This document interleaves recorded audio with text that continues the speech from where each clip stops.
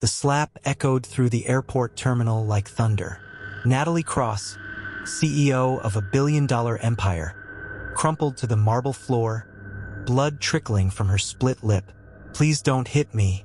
I'm already hurt," she whispered, her designer suit torn, her dignity shattered. That's when Mark Davis stepped forward. A single dad in worn jeans who would change everything. Dear viewers, stay with me until the end of this incredible story and comment your city below so I can see how far our story has traveled today. The international terminal at Chicago O'Hare was packed with the usual chaos of delayed flights and weary travelers. But nothing could have prepared the crowd for what happened at Gate B17 that rainy November evening. Natalie Cross had built her reputation as the youngest female CEO in the pharmaceutical industry. A woman who could negotiate billion-dollar deals before breakfast and fire executives without blinking.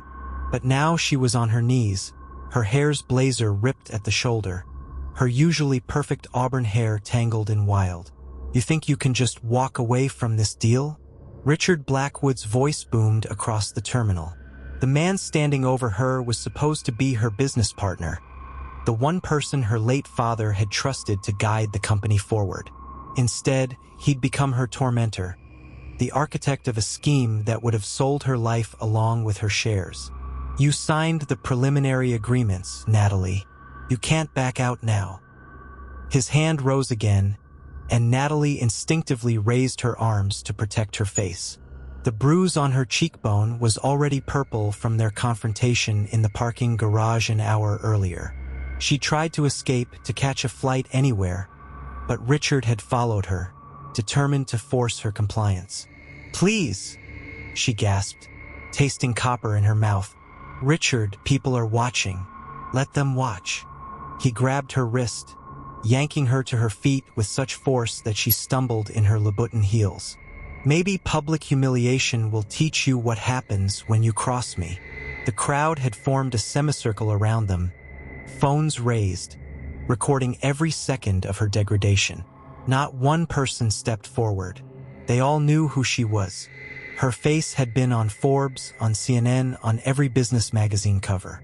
The Ice Queen of Pharmaceuticals, they called her. The woman who'd refused to lower drug prices even when Congress demanded it. The CEO who'd laid off thousands without a second thought. Maybe they thought she deserved this. Richard's grip tightened on her wrist until she cried out. "You're going to call your board right now," he hissed, his breath hot against her ear. "You're going to tell them you accept the marriage arrangement with the Sakamoto heir. You're going to smile at the wedding, sign over your controlling shares as agreed, and disappear to whatever corner of the world they ship you to. Understood?"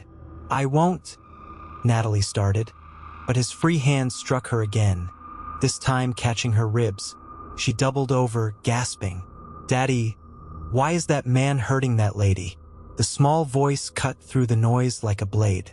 A little girl, no more than 6, stood 10 feet away, her hand clasped in her father's. She wore a pink unicorn backpack and light-up sneakers, her dark pigtails bouncing as she tried to pull her father forward. "Lily, stay back," the man said quietly, but his eyes never left Richard. Mark Davis didn't look like a hero. His carpenter's hands were rough. His flannel shirt had seen better days, and his work boots were scuffed from years of construction sites. He was returning from his mother's funeral in Denver, exhausted and emotionally drained with only his daughter and a duffel bag of memories. The last thing he needed was trouble. But Lily's question hung in the air, and Mark saw what the crowd refused to see. Not a CEO, not a billionaire, but a woman in pain, afraid, alone. "Sir," Mark said, his voice carrying the quiet authority of someone who'd commanded troops in Afghanistan, though Richard couldn't know that. "Let her go." Richard turned, still gripping Natalie's wrist. "This is a private matter. Move along." "Doesn't look private to me." Mark took a step forward, gently moving Lily behind him. "Looks like assault." "Do you know who I am?" Richard's face flushed red. "I could buy and sell you 1,000 times over whoever you are. This woman is my business partner and we're having a disagreement." It's none of your concern. Maybe not, Mark agreed, taking another step forward. His movements were calm, measured, like a man who'd learned that true strength never needed to announce itself. But you're going to let her go anyway? Richard laughed, a harsh sound that made several onlookers step back. Or what? You'll call security? They work for people like us, not people like you. Mark's expression didn't change. No, I won't call anyone.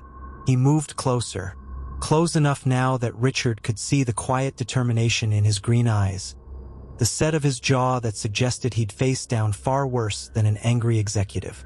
You're going to let her go because it's the right thing to do and because your hand is shaking. Richard glanced down, startled to realize Mark was right. His hand was trembling where it gripped Natalie's wrist. You're scared, Mark continued, his voice almost gentle. Maybe of losing control. Maybe of what happens if this deal falls through. But whatever it is, hurting her won't fix it. You don't understand anything. Richard snarled. This woman cost me everything. She was supposed to. I don't need to understand. Mark was close enough now to reach them. I just need you to let her go. For a long moment, the terminal seemed to hold its breath. Then Richard shoved Natalie forward with such force that she stumbled. Mark caught her before she hit the ground, steadying her with surprising gentleness. This isn't over, Natalie, Richard spat. You can't run from this. The board meets tomorrow, and if you're not there, if you don't agree to the terms, I'll destroy everything your father built. Everything. He stormed off, leaving Natalie trembling in Mark's arms. The crowd began to disperse, their phones lowered. The show over. Several people muttered about corporate drama and rich people problems as they walked away. Mom. Mark's voice was soft. Are you okay? Natalie tried to stand on her own, but her legs wouldn't cooperate. The adrenaline was fading, leaving only pain and exhaustion. I need to. Daddy, she's hurt, Lily said, peering around her father's leg. She needs a Band-Aid. I have some in my backpack. They have unicorns on them. Despite everything, Natalie found herself almost smiling at the child's earnest concern. When was the last time anyone had offered her something so simple, so kind, without wanting anything in return? Thank you, she whispered to Mark. You didn't have to. Yeah, I did. He glanced around the terminal. Is there someone I can call for you? Family? Friends? The question hit harder than Richard's fists. Family? Her parents were dead. Her stepbrother would probably side with Richard. Friends? She'd sacrificed every relationship for the company. Idot. She swayed on her feet and Mark steadied her again. Okay, let's get you seated at least. He guided her to a nearby bench, Lily trailing behind them like a devoted shadow. Lily, can you get those Band-Aids? The little girl immediately dropped her backpack and began rummaging through it with the seriousness of a surgeon preparing for operation. I also have juice boxes, she announced. Apple or fruit punch. Juice helps when you're sad. That's what Daddy says. Your daddy sounds smart. Natalie managed her voice. Mark sat down beside her, maintaining a respectful distance, but close enough to catch her if she fainted. Up close, she could see the fatigue in his eyes, the stubble on his jaw that suggested he'd been traveling for a while. I'm Mark, he said simply. That's Lily. Natalie. She didn't add the cross or the CEO or any of the titles that usually followed her name. Right now, she was just Natalie sitting on a bench with a stranger and his daughter, wondering how her life had come to this. That man, Mark said carefully. Is he going to come back? Probably. She touched her ribs gingerly, wincing. He needs me to. It's complicated. It always is. Mark watched as Lily produced a juice box and a handful of unicorn Band-Aids. But complicated doesn't give him the right to hurt you. You don't understand. I've done things, made decisions. Natalie's voice broke. Maybe I deserve no. The single word was firm. Final. Nobody deserves that. I don't care what you've done. Lily approached with her supplies, her little face scrunched in concentration. Where does it hurt most? She asked Natalie. Everywhere, Natalie admitted, then caught herself. I mean, I know what everywhere hurts feels like, Lily said solemnly. When Mommy went to heaven, everything hurt for a long time. But Daddy said that's okay because it means we loved really big. Mark's jaw tightened almost imperceptibly. Lily, it's okay, Daddy. The lady needs to know. Lily carefully placed a unicorn band-aid on Natalie's hand where the skin had scraped against the floor. See, unicorns make everything better. That's just science. Despite everything, the pain, the humiliation, the fear of what tomorrow would bring, Natalie found herself laughing. It was a broken sound, half sob, but it was real. You know what? Mark said suddenly. Our flight's been delayed another 2 hours. There's a decent restaurant in Terminal C. Nothing fancy, but they make good soup. When's the last time you ate? Natalie tried to remember. Yesterday, the day before? She'd been running on coffee and anxiety for so long. She'd forgotten what hunger felt like. I couldn't impose. You're not imposing. We're offering. Mark stood, extending his hand. Besides, Lily's been begging for mac and cheese all day, and I never could say no to mac and cheese. It's the best mac and cheese, Lily added. Seriously, they put breadcrumbs on top. Fancy breadcrumbs.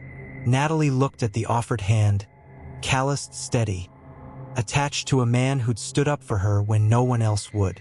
Then she looked at Lily, still clutching her unicorn band-aids like precious treasure, ready to heal the whole world one scrape at a time. Her phone buzzed. 12 missed calls from board members, 20 texts from Richard, 3 voicemails from her stepbrother, probably threatening her with legal action if she didn't show up tomorrow. She turned the phone off. Okay, she said, taking Mark's hand and letting him pull her to her feet. Mac and cheese sounds good. They made an odd trio walking through the terminal.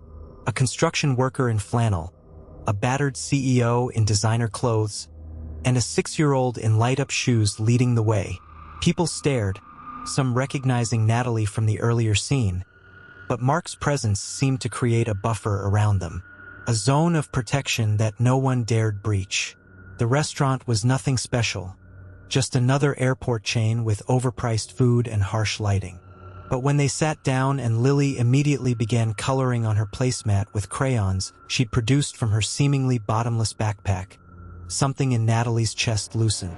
So, Mark said after they'd ordered mac and cheese for Lily, soup for Natalie, a burger for himself. You running to something or from something? Both? Neither. Natalie wrapped her hands around her water glass, seeking its coolness. I was supposed to fly to Tokyo. There's a marriage arrangement. My father set it up before he died. If I don't go through with it, I lose everything. And if you do go through with it, I lose myself. The words came out before she could stop them. Mark nodded as if this made perfect sense. Yeah, that's a tough one. You're not gonna tell me what to do. Give me advice, lady. I'm a single dad who works construction. I'm not qualified to give advice to anyone. He smiled slightly, but I know what it's like to have everything you thought mattered disappear. Sometimes it's the best thing that can happen.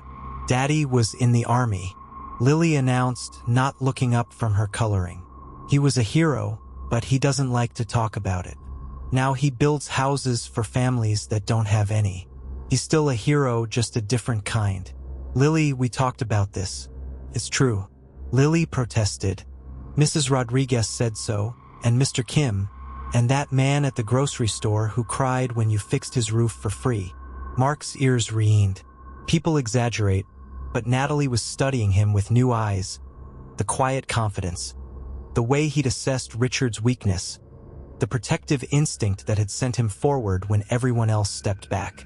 You were military army. Did my time. Now I do this. He gestured vaguely. Simpler. Their food arrived and Lily dove into her mac and cheese with enthusiasm. Natalie took a spoonful of soup and nearly moaned. When had simple chicken noodle tasted so good? Can I ask you something? She said to Mark. Shoot. Why did you help me? Really? Mark considered this, taking a bite of his burger. Lily asked why that man was hurting you. What was I supposed to tell her? That sometimes people hurt each other and we just watch. That money or power makes it okay. She's gonna grow up in this world. I want her to know that someone will always stand up even when it's inconvenient, even when it's not their problem. But you didn't know anything about me. I'm not a good person, Mark. The things I've done for my company, are you hurting anyone right now? What? Right now, in this moment, are you hurting anyone? No, but then right now you're good enough for mac and cheese. He smiled slightly. Tomorrow you can go back to being whoever you think you are. Tonight you're just someone who needed help. Lily looked up from her placemat, which now featured an elaborate unicorn kingdom. Daddy says everyone gets a fresh start every day. Like how the sun comes up new. You can be anybody when the sun comes up. Smart Daddy, Natalie said softly. The smartest. Lily agreed. He can fix anything. Houses, cars, toys. Maybe he can fix your sad, too. Lily, that's not Mark started. I'm trying, Lily said to Natalie, ignoring her father. It just takes time. Daddy was really sad when Mommy went to heaven. But I drew him pictures every day and we planted flowers and we talked to Mommy at night before bed. Now, he's still sad sometimes, but it's a softer sad, like a bruise that's healing. Natalie's eyes burned with unexpected tears. This child, this innocent soul who'd lost her mother, was trying to comfort a stranger. When had anyone last shown her such pure kindness? What happened? She asked Mark quietly. If you don't mind. Cancer, he said simply. 3 years ago.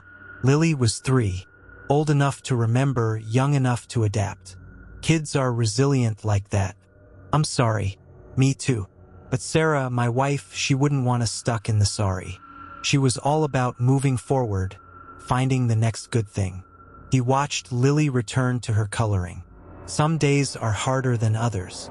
And you never remarried. Found someone else? Mark shrugged. Been focused on Lily being enough for her. Work keeps me busy and she's got activities. Soccer, art class, a piano teacher who claims she has natural talent but I think just likes my check clearing every month. Daddy, Lily protested. Mrs. Chun says I have promise. You have something. Mark agreed. I'm not sure it's musical. They fell into comfortable conversation. The kind that happens when strangers realize they're not really strangers at all. Just people who hadn't met yet. Mark told her about his construction company, small but growing, specializing in affordable housing and renovation for low-income families. Natalie found herself sharing stories from before the CEO title, before the pressure, before she'd forgotten who she used to be. I wanted to be a teacher, she admitted, surprising herself. Elementary school. I loved kids, loved the idea of shaping minds, making a difference. But my father said, teachers don't change the world. COS do. He was wrong, Mark said simply. Teachers changed my world. Mrs. Patterson, 5th grade, told me I was smart enough for college, even though my dad said college was for rich kids. She's the reason I got into West Point. But you didn't stay military. Sarah got sick right after my second deployment. Choices had to be made. I chose her. Chose Lily. Never regretted it. The restaurant was starting to empty. The late hour and delayed flights creating an unusual calm in the terminal. Lily had progressed from coloring to building towers with sugar packets. Her tongue stuck out in concentration. Your flight, Natalie said suddenly. I'm keeping you delayed another hour according to the board. Besides, Mark looked at her seriously. You shouldn't be alone right now. That man, Richard, he might come back. He will come back. He has too much writing on this deal. Natalie's phone, still off, felt like a weight in her purse. I should probably nope, Lily announced. You need more time. Daddy, tell her about the breathing thing. The breathing thing? For when everything feels too big, Lily explained. Daddy taught me you breathe in for 4, hold for 4, out for 4. It makes your body remember it's okay. Special forces training, Mark admitted, for dealing with stress. Lily had nightmares after it helped. Show me. So there. So there in an airport restaurant with sticky tables and fluorescent lighting. A CEO worth billions learned to breathe from a 6-year-old and her father. In for 4, hold for 4, out for 4. Simple, basic, revolutionary. Better? Lily asked. Better? Natalie admitted. And it was true. The vice around her chest had loosened slightly. Our flight's boarding, Mark said, checking his watch. But he hesitated, then pulled out his phone. Look, I know this is weird, but take my number. In case you need something, someone, whatever. Natalie stared at the offered phone. When did people just give their numbers anymore? No business card, no networking app, just a simple gesture of human connection. She entered her number, then his into her phone. Thank you, she said, for everything. Don't know how to repay. You don't. That's not how it works. Mark stood, helping Lily pack up her coloring supplies. You pass it on sometime. When you see someone who needs help, you help. That's the deal. Daddy, can she come with us? Lily asked suddenly. She doesn't have anywhere to go. Lily, she has a life here. Actually, Natalie said, surprising herself again.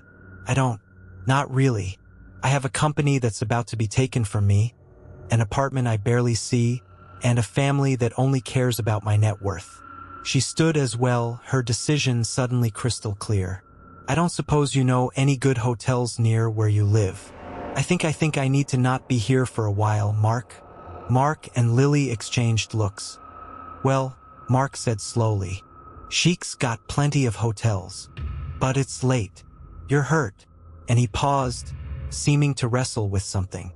We have a spare room. It's nothing fancy, just a converted office, but it's clean and safe. You could stay tonight. Figure out your next move when the sun's up and everything doesn't feel so overwhelming. I couldn't. Yes, Lily interrupted. Please say yes. I'll show you my room and my drawings and my fish. His name is Mr. Bubbles, but he doesn't blow bubbles, which I think is false advertising. Natalie looked at these two strangers who'd shown her more kindness in 2 hours than anyone had in years. The smart thing would be to say no, to check into a hotel, to face tomorrow's board meeting, and salvage what she could of her empire. But when had the smart thing ever made her happy? Okay, she said. If you're sure, we're sure, Lily said firmly. Daddy, tell her we're sure. We're sure, Mark echoed, and his smile was warm, genuine. Come on, let's go home. They walked to their gate together, Lily between them, chattering about everything and nothing. Other passengers glanced at them curiously, the well-dressed woman with the bruised face, the working man with gentle eyes, the child who seemed to think she'd just won the lottery by gaining a new friend. As they boarded the plane to Chicago, Natalie's phone buzzed one more time in her purse.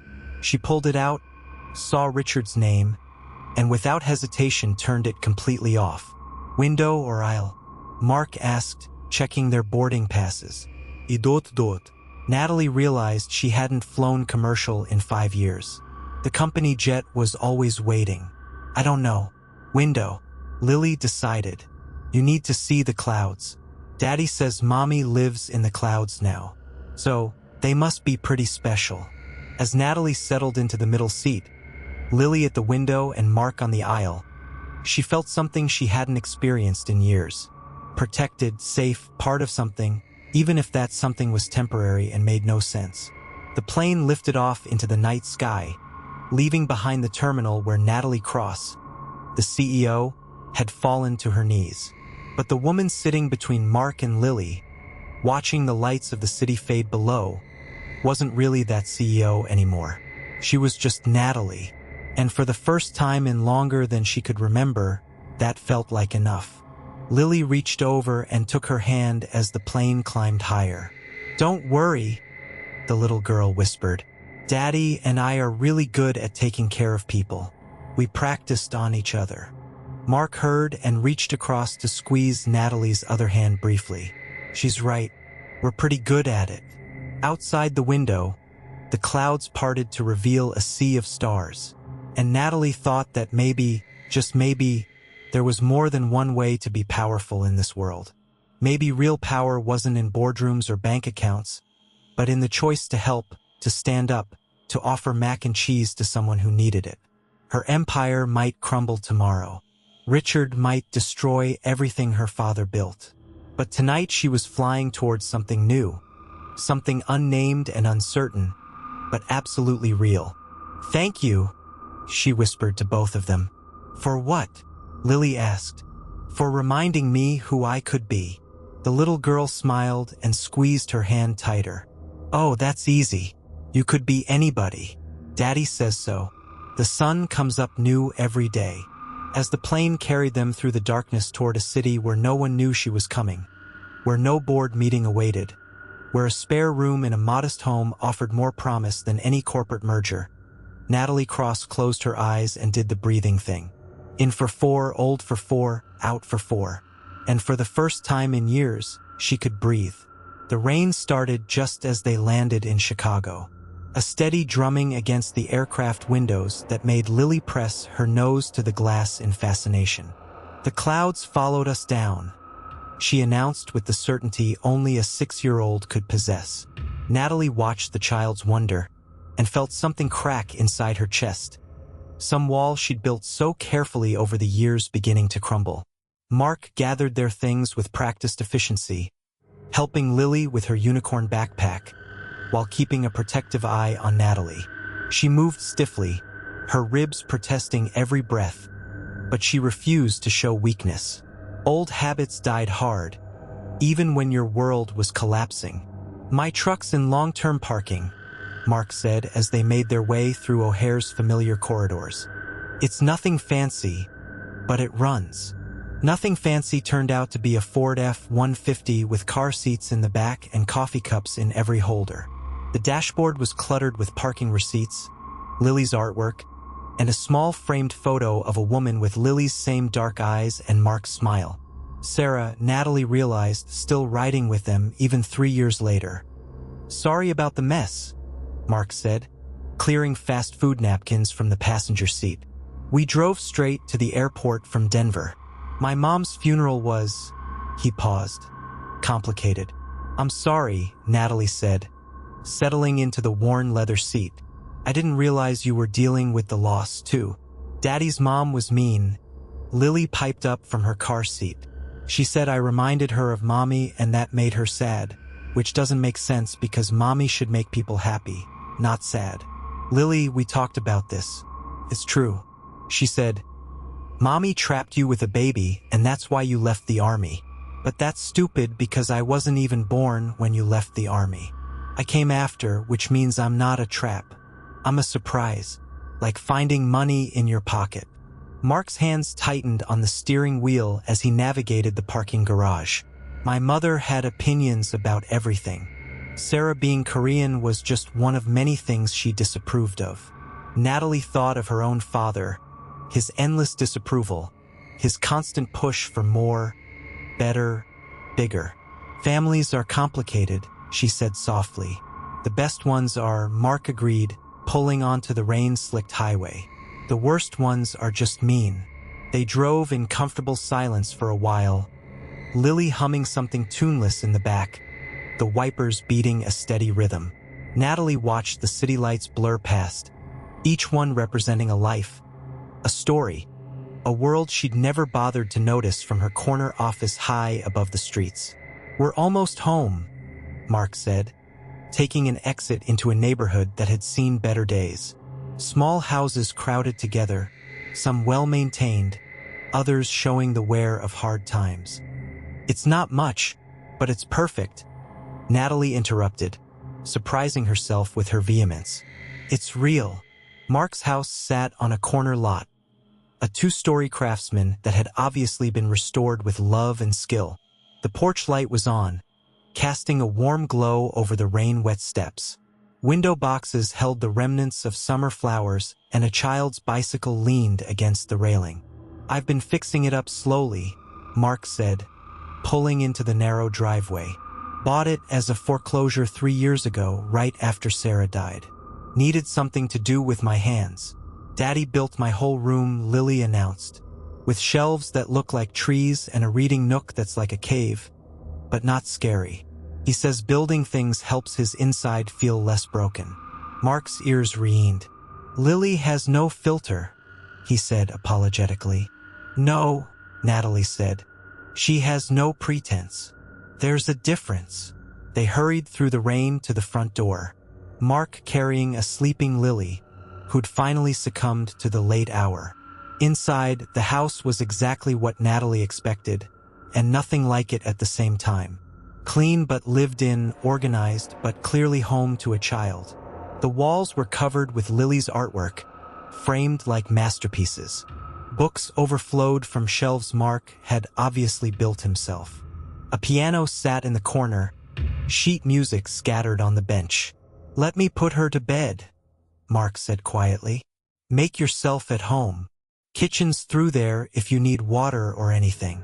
Natalie wandered into the kitchen, taking in the magnets on the refrigerator, holding up school papers and appointment reminders. A calendar on the wall was filled with Mark's neat handwriting. Soccer practice, piano lessons, school play rehearsal. The life of a single parent laid out in blue ink. Her phone still in her purse felt like a bomb waiting to explode. She knew she should turn it on, face the messages, deal with the crisis. But standing in this warm kitchen with its mismatched chairs and coffee-stained counters, she couldn't bring herself to let that world back in yet. She went down easy, Mark said, returning. Usually takes 3 stories in a negotiation about breakfast. You must have worn her out with all that excitement. She's remarkable, Natalie said. You've done an amazing job with her. I've done what I could. Some days that feels like enough. Other days, he shrugged, pulling 2 mugs from a cabinet. There. Coffee? Something stronger? I think I have a bottle of whiskey somewhere that someone gave me after Sarah's funeral. She sounds perfect. They stood in comfortable silence while the water boiled, the rain creating a cocoon around the little house. Natalie found herself studying Mark when he wasn't looking. The way his hands moved with careful precision, the slight stoop to his shoulders that spoke of carrying too much for too long, the gentleness that seemed to radiate from him despite his obvious strength. Can I ask you something? She said as he handed her a mug of chamomile tea. Sure. Why did you really help me? The truth this time. Mark leaned against the counter, considering. You reminded me of Sarah, he said finally. Not physically, but the day she got her diagnosis, she had this look like the world had just shifted under her feet and she didn't know how to stand anymore. You had that same look. What did you do? When she got the diagnosis, held her, cried with her. Then we made a plan. 1 day at a time, 1 hour at a time, if necessary. We had 2 years, which was more than they originally gave us. 2 years of Lily growing, of memories made, of learning that time isn't about quantity. Natalie's hands tightened around the warm mug. My father died 6 months ago. Heart attack at his desk. He was in the middle of a merger negotiation. They found him with his pen still in his hand. I'm sorry. I'm not sure I am, she admitted. Is that terrible? He was my father, but he made me into something I'm not sure I want to be anymore. People are allowed to be complicated. Your feelings about them are allowed to be complicated, too. The rain intensified, hammering against the windows. Somewhere in the house, a clock ticked steadily. Natalie realized she couldn't remember the last time she'd been in a space this quiet, this peaceful. The spare room's upstairs, Mark said. I can show you. His phone rang, cutting him off. He frowned at the screen. Unknown number. Don't answer it, Natalie said quickly. It might be, but Mark had already accepted the call. Hello. Even from across the kitchen, Natalie could hear Richard's voice, sharp and demanding. Mr. Davis, I presume, the Good Samaritan from the airport. Mark's expression hardened. How did you get this number? I have resources you couldn't imagine. I know you have Miss Cross with you. I know you live at 427 Maple Street. I know you have a daughter named Lily who attends Riverside Elementary. The threat was implicit but clear. Mark's jaw clenched, but his voice remained calm. "What do you want?" "I want to speak to Natalie now." Mark looked at her, eyebrow raised in question. She shook her head, but then held out her hand for the phone. "Running wouldn't solve this." "Richard," she said, her voice steadier than she felt. "Have you lost your mind? Do you have any idea what you're doing? The board is in emergency session. The Sakamoto family is threatening to pull out entirely. 20,000 jobs, Natalie. 20,000 people will lose their livelihoods if this deal falls through. That's not my responsibility anymore." "Not your." Richard's voice rose to a near shriek. "Your father built this company. You have an obligation." "My father is dead," Natalie said flatly, "and his obligations died with him. You selfish, you'd throw it all away for what? Some misguided rebellion? A mental breakdown?" Mark moved closer, not touching, but present, a solid wall of support. Natalie drew strength from his proximity. "I'm throwing it away for my life," she said. "For the chance to be something more than a signature on contracts I don't believe in. You think you can just walk away? I have documents with your signature, preliminary agreements. The board can sue you into oblivion. Then let them." Silence on the other end. Then Richard's voice, low and dangerous. "I'm coming to Chicago. We're going to settle this face to face. I won't see you. You will? Because if you don't, I'll make sure your new friend loses everything. His construction business, his house, maybe even his precious daughter. Foster care can be so traumatic for children, don't you think?" The line went dead. Natalie stood frozen, the phone still pressed to her ear. Mark gently took it from her hand. "He can't," she started. "He can try," Mark said calmly. "Men like him always think they can buy or threaten their way into anything. But Natalie, I need you to understand something. You don't have to face him. You don't owe him or anyone else a confrontation. But what he said about Lily, about your business, I've faced worse threats from better men," Mark said simply. "In Afghanistan, they threatened my unit's families to try to break us. You know what we learned? Bullies only have the power you give them. This is different. Richard has resources, lawyers, connections, and I have something he doesn't." Mark's smile was slight but genuine. "Nothing left to lose except what really matters. My business. I can rebuild. My house. It's just walls and a roof. But Lily, my integrity, those aren't for sale or subject to negotiation." Natalie sank into one of the kitchen chairs, suddenly exhausted. "I shouldn't have come here. I've put you both in danger." "No," Mark said firmly, sitting across from her. "You've given us a chance to do something that matters. Lily learned tonight that standing up for someone isn't just a concept. It's an action that's worth any risk. You don't even know me. I could be lying about everything. Are you? No, but then we're good." He stood, moving to a drawer and pulling out a first aid kit. "Now, let me look at those ribs. I've got some training from my army days. I'm fine. You've been holding your left side since we got here, and you wheeze every time you take a deep breath. That's not fine." She wanted to protest, to maintain the walls of propriety and distance. But she was so tired. Tired of being strong. Tired of being alone. Tired of pretending everything was under control when it hadn't been for months. "Okay," she whispered. Mark's hands were gentle as he helped her out of her suit jacket, revealing the bruises that had bloomed across her ribs like purple flowers. He hissed through his teeth. "This needs an X-ray," he said. "You could have broken ribs. They're just bruised. I've had worse." Mark's hand stilled. "From him? From life?" she said, not quite answering. "The physical bruises are new. The other kind. Those I've been collecting for years." He carefully applied arnica cream to the worst of the bruising, his touch clinical but caring. Sarah used to say that emotional bruises needed the most tending. They're the ones that don't heal on their own. How did she heal them? Time, love, purpose beyond herself. He helped her back into her jacket. She volunteered at a women's shelter before she got too sick. Said it reminded her that everyone was fighting something. "I've never volunteered for anything," Natalie admitted. Never had time. You have time now. The simple statement hit her like a revelation. She did have time now. For the first time in her adult life, she had no meetings tomorrow, no calls to return, no deals to close. The freedom was terrifying and exhilarating in equal measure. A small voice from the doorway made them both turn. "Are you fixing her?" Lily stood there in dinosaur pajamas, rubbing sleepy eyes. "Hey, sweet pea," Mark said.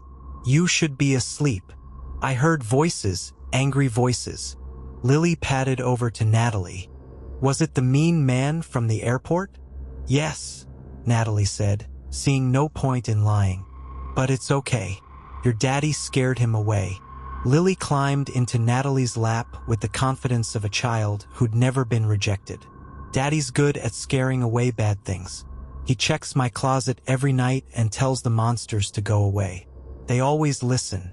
Maybe he can teach me that trick," Natalie said, smoothing Lily's hair. "Easy," Lily said. "Seriously, you just have to use your strong voice and mean it.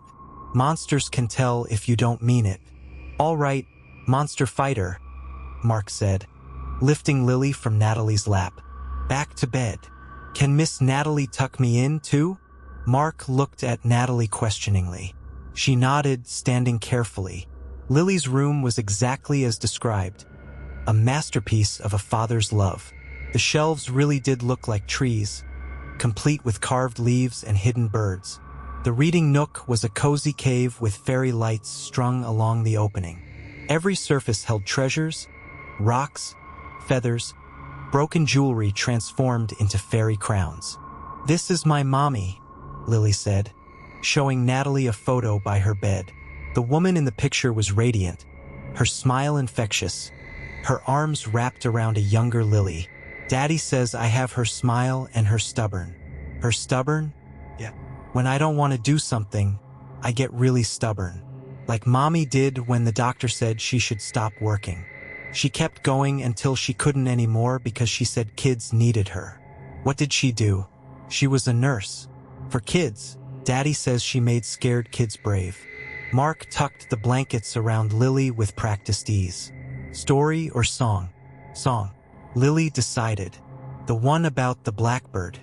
Mark sat on the edge of the bed and began to sing softly, his voice rough but tender. "Blackbird singing in the dead of night. Take these broken wings and learn to fly." Natalie stood in the doorway watching this nightly ritual and felt her heart crack wide open. This was wealth. This was power. This small room with its handmade wonders. This child with her absolute trust. This man with his quiet strength. Her phone buzzed in her pocket. Without looking, she knew it was Richard or the board or her stepbrother or any of the dozen people who thought they owned pieces of her. She left it unanswered. When Lily was asleep, Mark showed Natalie to the spare room. It was simple but clean with a quilt that looked handmade and a small window overlooking the backyard. "Sarah's mother made that quilt," Mark said, indicating the bed. "She sends one every Christmas. I think it's her way of staying connected to Lily. It's beautiful. There are towels in the bathroom and I'll find you something to sleep in. Sarah's clothes are still." He paused. "I kept them. I know that's probably weird, but it's not weird," Natalie said. "It's love." Mark looked at her for a long moment, something shifting in his expression. "Yeah," he said quietly. "It is." He returned with a soft t-shirt and pajama pants. They might be a bit small, but they're comfortable. After he left, Natalie changed slowly, her ribs protesting. Sarah's clothes smelled faintly of lavender and something else, something indefinable but comforting. She sat on the bed, looking around the small room that was now temporarily hers. Her phone rang again. This time, she looked at the screen, her stepbrother calling for the 15th time. She answered. "Nathan, Jesus Christ, Natalie, where are you?" Richard's lost his mind. He's calling emergency board meetings, threatening lawsuits. The Sakamoto family is pulling out. Dad's company is imploding. Dad's company was always going to implode, she said calmly. It was built on exploitation and greed. Spare me the moral crisis. You have a responsibility. No, Nathan. I had a job. There's a difference. You're having a breakdown. That's what this is. The stress finally got to you. Come back. Take a vacation after the merger. Hell, take a year off. Just don't throw everything away. I'm not throwing it away. I'm setting it down. There's a difference. Where are you? Somewhere safe. Natalie, please think about what you're doing.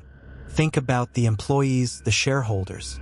I've thought about nothing else for 5 years, she said. Now I'm thinking about me. She hung up and turned off the phone completely. A soft knock at the door made her look up. Mark stood there with a glass of water and 2 ibuprofen. Thought you might need these? He said, Thank you. She took the pills gratefully. Mark, I need to be honest with you. Tomorrow is going to get ugly. Richard won't give up. The board will probably sue me. The media will get involved. Your life is about to become very complicated if I stay here. My life got complicated the day Sarah got diagnosed. Mark said everything since then has been manageable. He paused in the doorway. But if you want to leave, if you think that's best, I'll drive you wherever you want to go. What do you think I should do?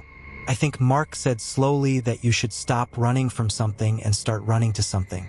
But that's just me. What would I run to? That's for you to figure out.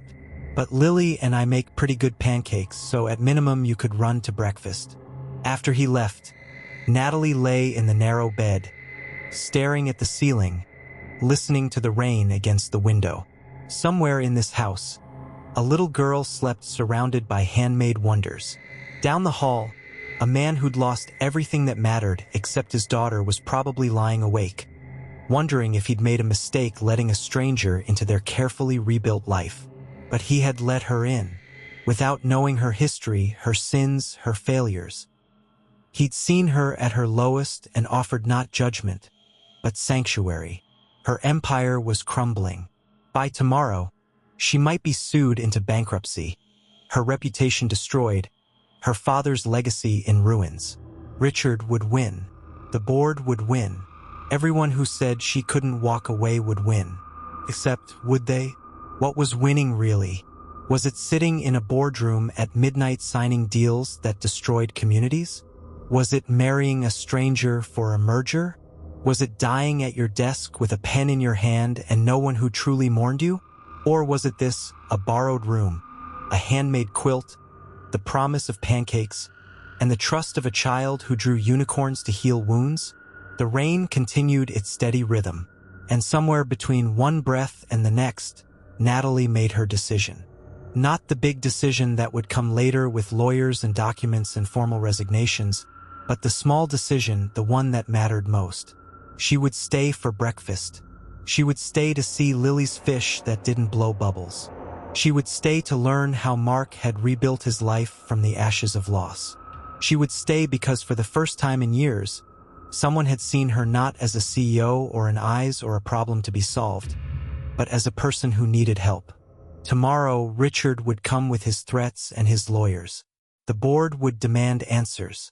The media would paint her as either a villain or a victim, neither of which was true.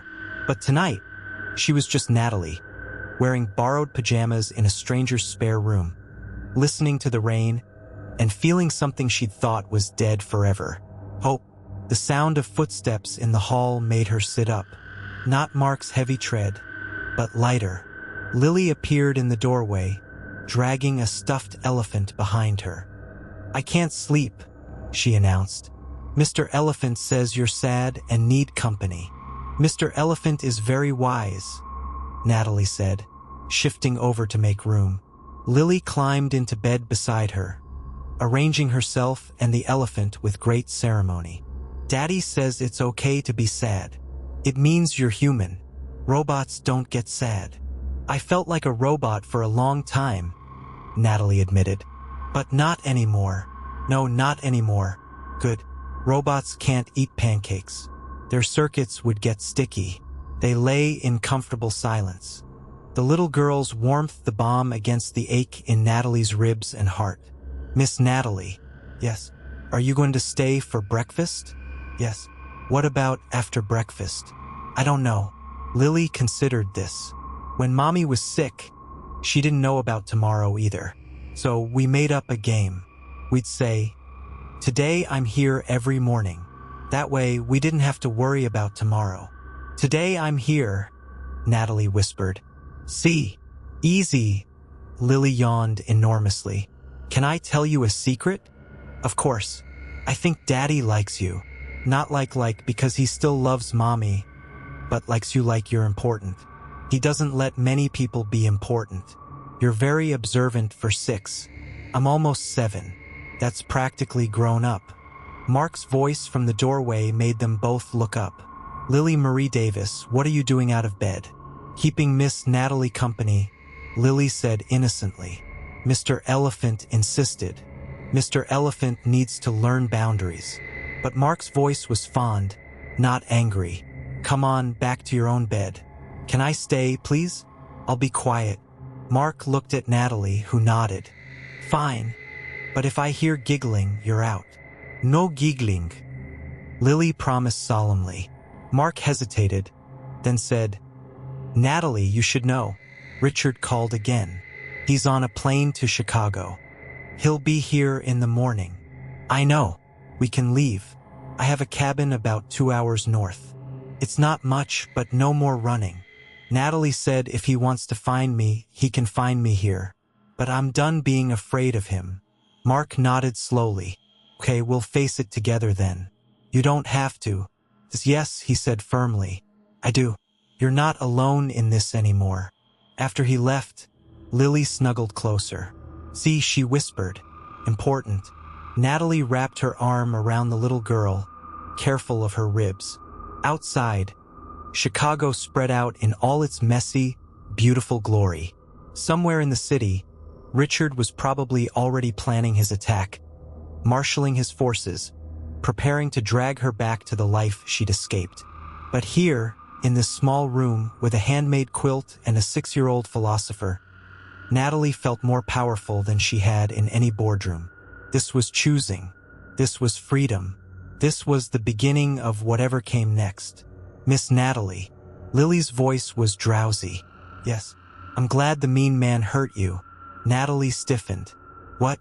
Not glad he hurt you, but glad it made you come with us. Sometimes bad things lead to good things. Mommy said so. Your mommy was very wise. The wisest, except about vegetables. She thought Brussels sprouts were food, which is obviously wrong." Natalie found herself laughing, actually laughing for the first time in months. It hurt her ribs but healed something else. "Go to sleep," she said softly. "You too. Tomorrow needs us rested." "Why?" "Because tomorrow we make pancakes. Pancakes require energy." As Lily's breathing deepened into sleep, Natalie stared at the ceiling and thought about choices. Every choice she'd made for the last 5 years had been about preserving her father's legacy, meeting others' expectations, maintaining an image. But Mark had chosen love over career when Sarah got sick.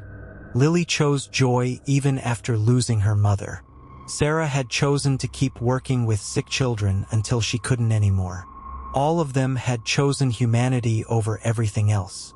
The rain had stopped, leaving only the sound of water dripping from the gutters. Somewhere a dog barked. A car passed, its headlights briefly illuminating the room before moving on. The ordinary sounds of an ordinary neighborhood where extraordinary people lived their extraordinary, ordinary lives. Her phone, still off, held no power here. Richard's threats felt distant, almost abstract. The board's anger, the merger's collapse, the empire's fall. None of it could touch this moment, this room, this unexpected peace. "Today I'm here," she whispered to the darkness. And for today, that was enough.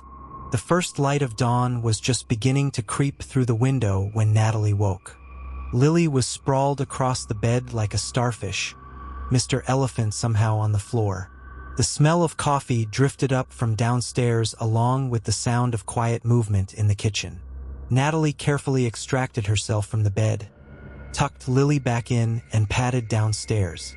Mark was at the stove, already dressed in jeans and a flannel shirt, making what appeared to be preparations for the promised pancakes. "Morning," he said without turning around. "Coffee is ready. How did you know it was me?" Lily sounds like a herd of elephants on the stairs. "You move like someone who's learned to be invisible." She poured herself a cup of coffee, wrapping her hands around its warmth. "Old habit. In board meetings, the less notice you draw before you strike, the better." Sounds exhausting. It was. They stood in comfortable silence, watching the sunrise paint the kitchen gold. The ordinary magic of a new day beginning. "He'll be here soon," Mark said. "Richard, I know. What's your plan?" "I don't have one," Natalie admitted. "For the first time in my life, I don't have a plan. That's not necessarily a bad thing. It's terrifying. The best things usually are." Mark flipped a test pancake with practiced ease. "Sarah was terrified when we found out she was pregnant. We were young. I was about to deploy. She was in nursing school. Nothing about it made sense. But Lily happened anyway. The best things don't wait for perfect timing." The doorbell rang at exactly 8:30, just as Lily was drowning her third pancake in enough syrup to float a small boat. The sound cut through the morning warmth like a blade, and everyone froze. Even Lily, who'd been chattering nonstop about her upcoming school play, fell silent. "That's him," Natalie said unnecessarily. Her coffee cup trembled slightly as she set it down. Mark stood, his movement calm and deliberate. "Lily, honey, why don't you go upstairs and play in your room for a bit?" "But I'm not done with pancakes," Lily protested, then caught sight of their faces. "Is it the mean man?" "Yes," Mark said simply. He'd learned never to lie to his daughter about hard things. Lily slid off her chair and walked over to Natalie, wrapping her small arms around her waist. "Remember the strong voice," she whispered. "And if he's mean again, Daddy will make him leave." The doorbell rang again, more insistent this time.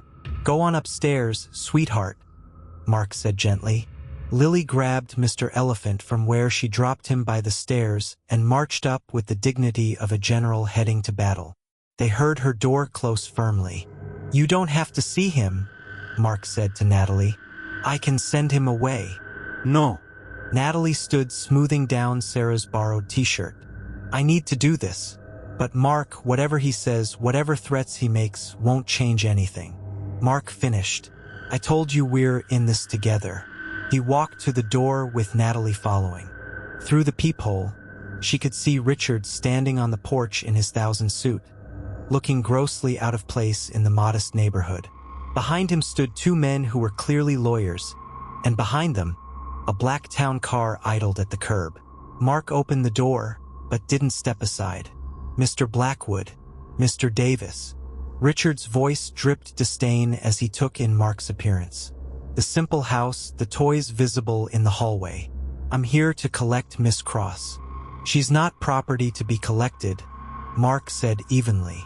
"No, but she is the CEO of a major corporation with fiduciary responsibilities she's currently abandoning." Richard's eyes found Natalie over Mark's shoulder. "My God, look at you, hiding in this well-playing house with some construction worker. Your father would be disgusted." "My father is dead," Natalie said, stepping forward. "His opinions died with him. His company didn't. The company you're destroying with this childish tantrum." "Let them in, Mark," Natalie said quietly. "Let's get this over with." Mark stepped aside reluctantly, and Richard swept in with his lawyers, their expensive shoes loud on the hardwood floors. They looked around the living room with barely concealed contempt, taking in the second-hand furniture, the crayon drawings, the lived-in comfort of the space. 2 hours, Richard said, checking his Rolex. "You have 2 hours to pack whatever you need, and come with us. The board is meeting at noon. You'll apologize, sign the merger documents, and we'll spin this as exhaustion, a minor breakdown. The Sakamoto family has agreed to overlook this incident if you cooperate fully." "No," Natalie said simply. Richard's face flushed.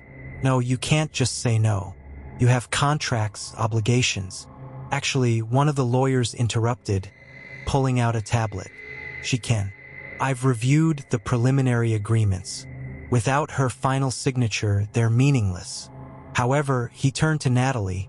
The board can remove you as CEO and sue you for breach of fiduciary duty. You could lose everything. I've already lost everything that mattered, Natalie said. My soul, my integrity, my sense of self. Losing money seems trivial in comparison. 20,000 jobs, Richard said, playing his trump card. 20,000 families depend on this merger going through their mortgages, their children's college funds, their futures. You're destroying all of it for what? To play domestic in this working-class fantasy? The words hit home. Natalie wavered, thinking of all those employees, all those families. Mark moved closer, not touching, but present. Solid. That's manipulation, he said quietly. If the company needs this merger to survive, then it was already failing. That's not on Natalie. What would you know about it? Richard sneered. You hammer nails for a living. I know right from wrong, Mark replied, which seems to be more than you do. Richard ignored him, focusing on Natalie. Your mother's medical research foundation is funded entirely by company profits. Without the merger, it closes. Everything she worked for, gone. Natalie felt the blow like a physical hit. Her mother had died when she was 12, cancer taking her slowly, painfully.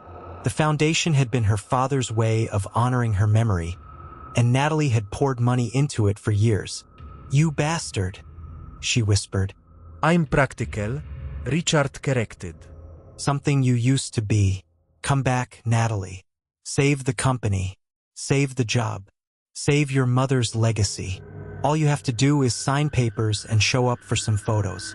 The marriage doesn't even have to be real. Separate bedrooms, separate lives. Just maintain appearances. Like my parents did, Natalie asked bitterly, smiling for cameras while dying inside.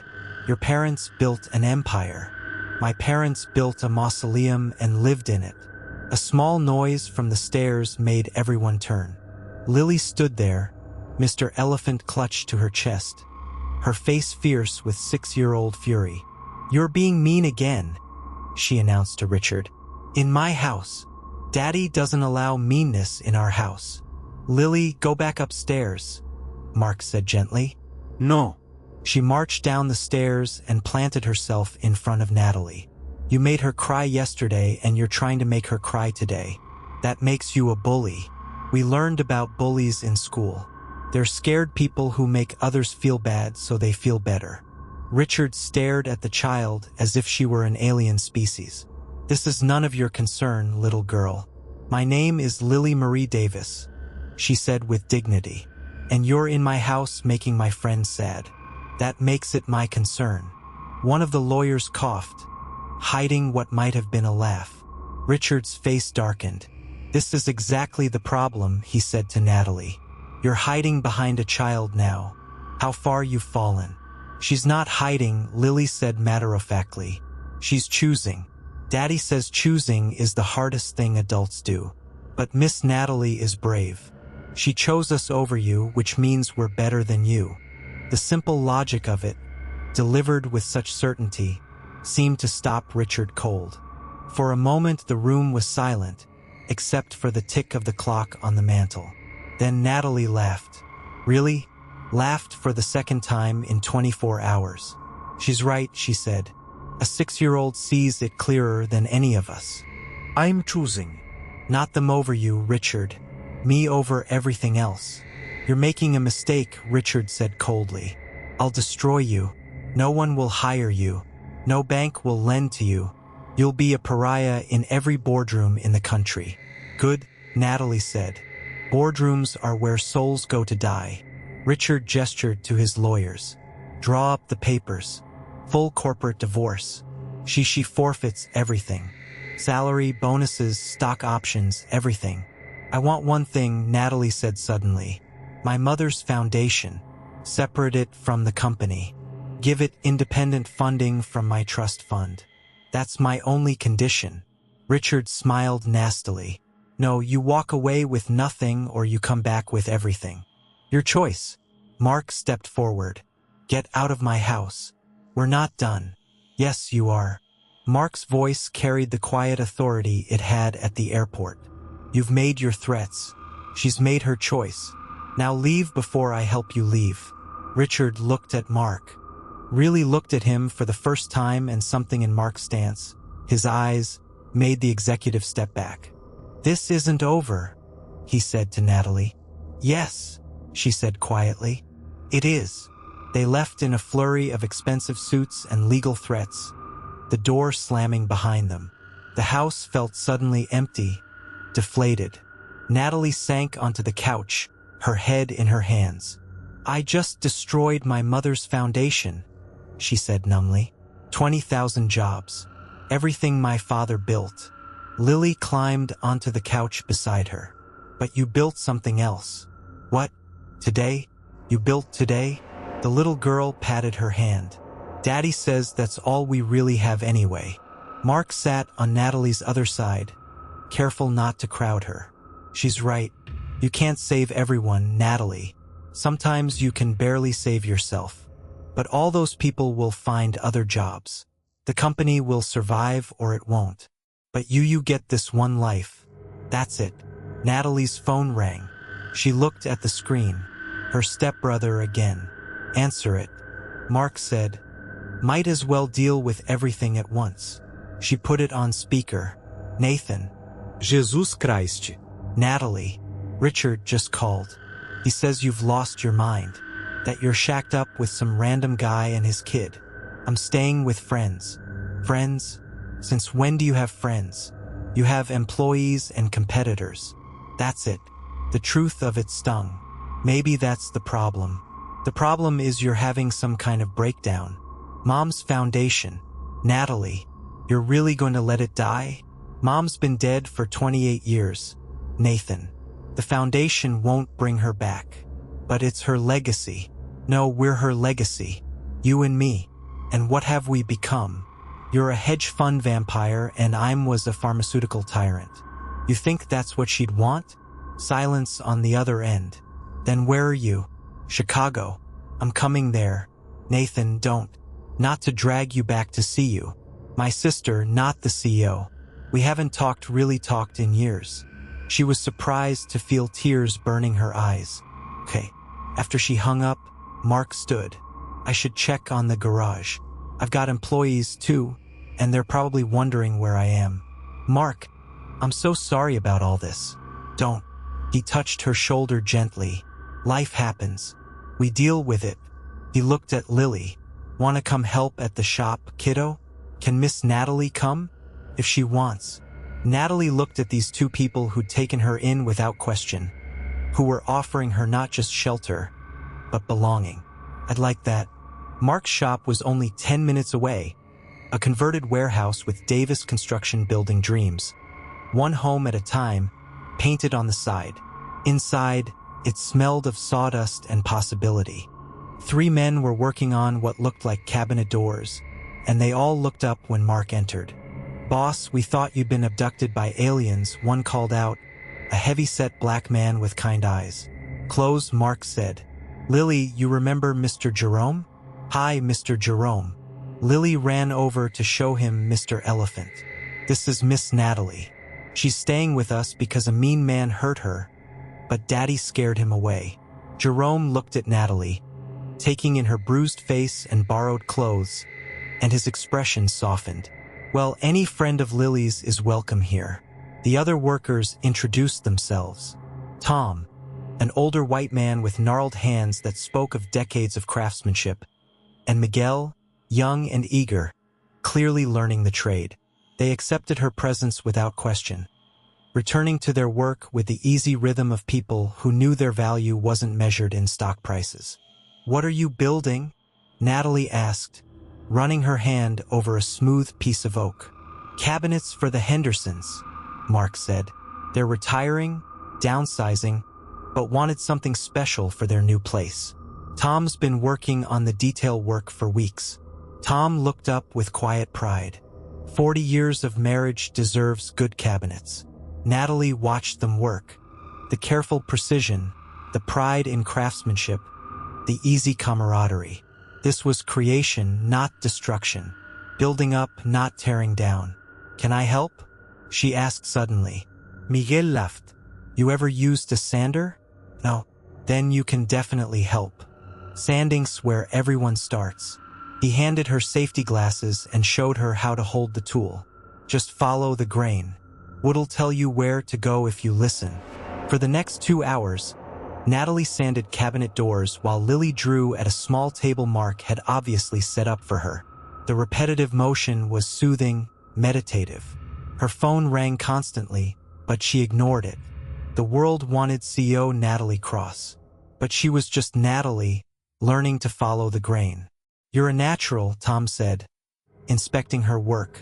Sure you've never done this before? I've spent 5 years going against the grain, she said. Following it is a nice change. Around noon, Nathan arrived. Natalie barely recognized her stepbrother. Gone was the usual three-piece suit. He wore jeans and a polo shirt, looking oddly vulnerable. This is where you're hiding? He asked, looking around the workshop. This is where I'm living, she corrected. They walked outside to talk, leaving Mark and his crew to their work. Nathan leaned against the building, studying her. You look different, he said finally.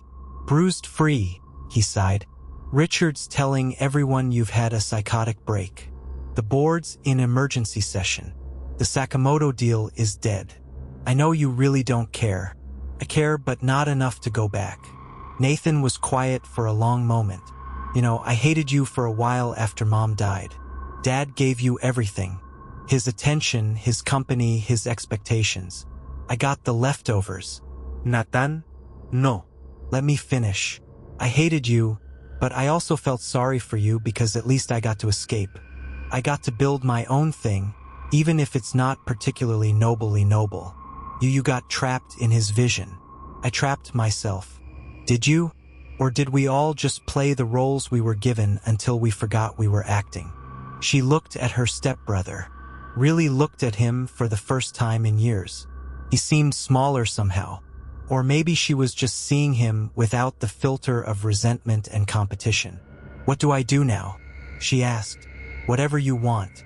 That's the terrifying and wonderful thing about burning bridges. You can't go back, so you have to go forward. The foundation. I'll fund it, Nathan said suddenly. Not at the same level, but enough to keep the research going. Mom would have hated what Richard's doing. You didn't even like Mom. No, but I loved her. Complicated, remember? They stood in silence, watching traffic pass. 2 damaged children of a damaged family trying to find their way. The guy inside, Nathan said, Mark, he seems good. He is. You love him. I met him yesterday. That's not an answer. I don't know what love is anymore. But I know that when I'm with him and Lily, I remember who I wanted to be before I forgot I had a choice. That might be love, or at least the beginning of it. A car pulled up and Tom's wife emerged with bags of food. Lunch, she called out. I made too much again. It was an obvious lie. She'd clearly cooked for everyone. But it was the kind of lie that made the world softer. They all sat around a makeshift table in the workshop, passing containers of homemade food, laughing at Lily's jokes, existing in the simple grace of a shared meal. Nathan watched it all with wonder. When's the last time we did this? Just ate with people. I can't remember, Natalie admitted. Me either. After lunch, Nathan pulled her aside once more. I have to ask, what's your plan? Long term? I don't have one. You always have a plan. Not anymore. Plans got me where I was. Now I'm just trying to be where I am. He hugged her suddenly, awkwardly. They weren't a hugging family. Hadn't been since their mother died. Call me, he said, when you figure out what comes next. After he left, Natalie found herself back at the sander, smoothing wood while Lily napped on the small couch in Mark's office. The afternoon light slanted through the windows, turning sawdust into golden fairy dust. Your brother seems nice, Mark said, working beside her. We haven't been nice to each other in a long time. Maybe that's changing, too. Her phone rang again. This time, she recognized the number. Her personal lawyer, not one of Richard's corporate sharks. Miss Cross, I've been trying to reach you. There's something you should know. Your father's will had a provision I wasn't allowed to discuss until now. If you ever left the company voluntarily, a trust fund activates. It's substantial. What? Why wouldn't he tell me? The letter he left with it says, and I quote, "If you're hearing this, you finally found the courage to leave. Your mother would be proud. Use this to build something that matters." Natalie's legs gave out. She sat hard on a stack of lumber, the phone shaking in her hand. "How much?" she whispered. 50 million. And the house in Vermont your mother loved. Has been maintained all these years, waiting. After the lawyer hung up, Natalie sat in stunned silence. Her father had known, had planned for this, had maybe even hoped for it. "You okay?" Mark asked, sitting beside her. "My father, he left me an escape hatch. All this time, there was a way out, and I didn't know. Would you have taken it if you'd known?" She thought about it. "No, not until I was ready. Not until yesterday. Then it came at the right time. I could fund the foundation. I could do something real. You could do anything." She looked at him. This man who'd built a life from loss, who created rather than destroyed. "What would you do?" "Honestly, I'd take some time to figure out who you are when you're not running from or to something. Then I'd build from there." Lily appeared in the doorway, rubbing sleepy eyes. "Is it time to go home?" "Home." The word hung in the air, loaded with possibility. "Yeah, kiddo," Mark said. "Let's go home." As they drove back to the little house on Maple Street, Natalie's phone rang one more time. "Richard, don't," Mark said. "Whatever he has to say doesn't matter now."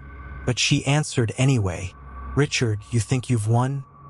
His voice was slurred, drinking already, and it was barely 4 o'clock. "I'll destroy you. I'll make sure everyone knows what a failure you are." "Richard, I need to tell you something." "What?" "I forgive you." Silence, then. "I don't want your forgiveness." "I know, but you have it anyway. We're both products of a toxic system. The difference is I'm choosing to leave it. You still can, too. You're naive. Maybe, but I'm free. Goodbye, Richard." She hung up and turned off her phone for good. That evening, while Mark cooked dinner and Lily set the table with great ceremony, Natalie stood in the backyard looking at the small garden Mark had planted. Tomatoes, herbs, flowers mixing with vegetables, and cheerful chaos. "It's not much," Mark said, joining her. "But it feeds us. It's perfect." He stood beside her close enough that she could feel his warmth. "Natalie, I need to say something." "Okay. You don't owe us anything.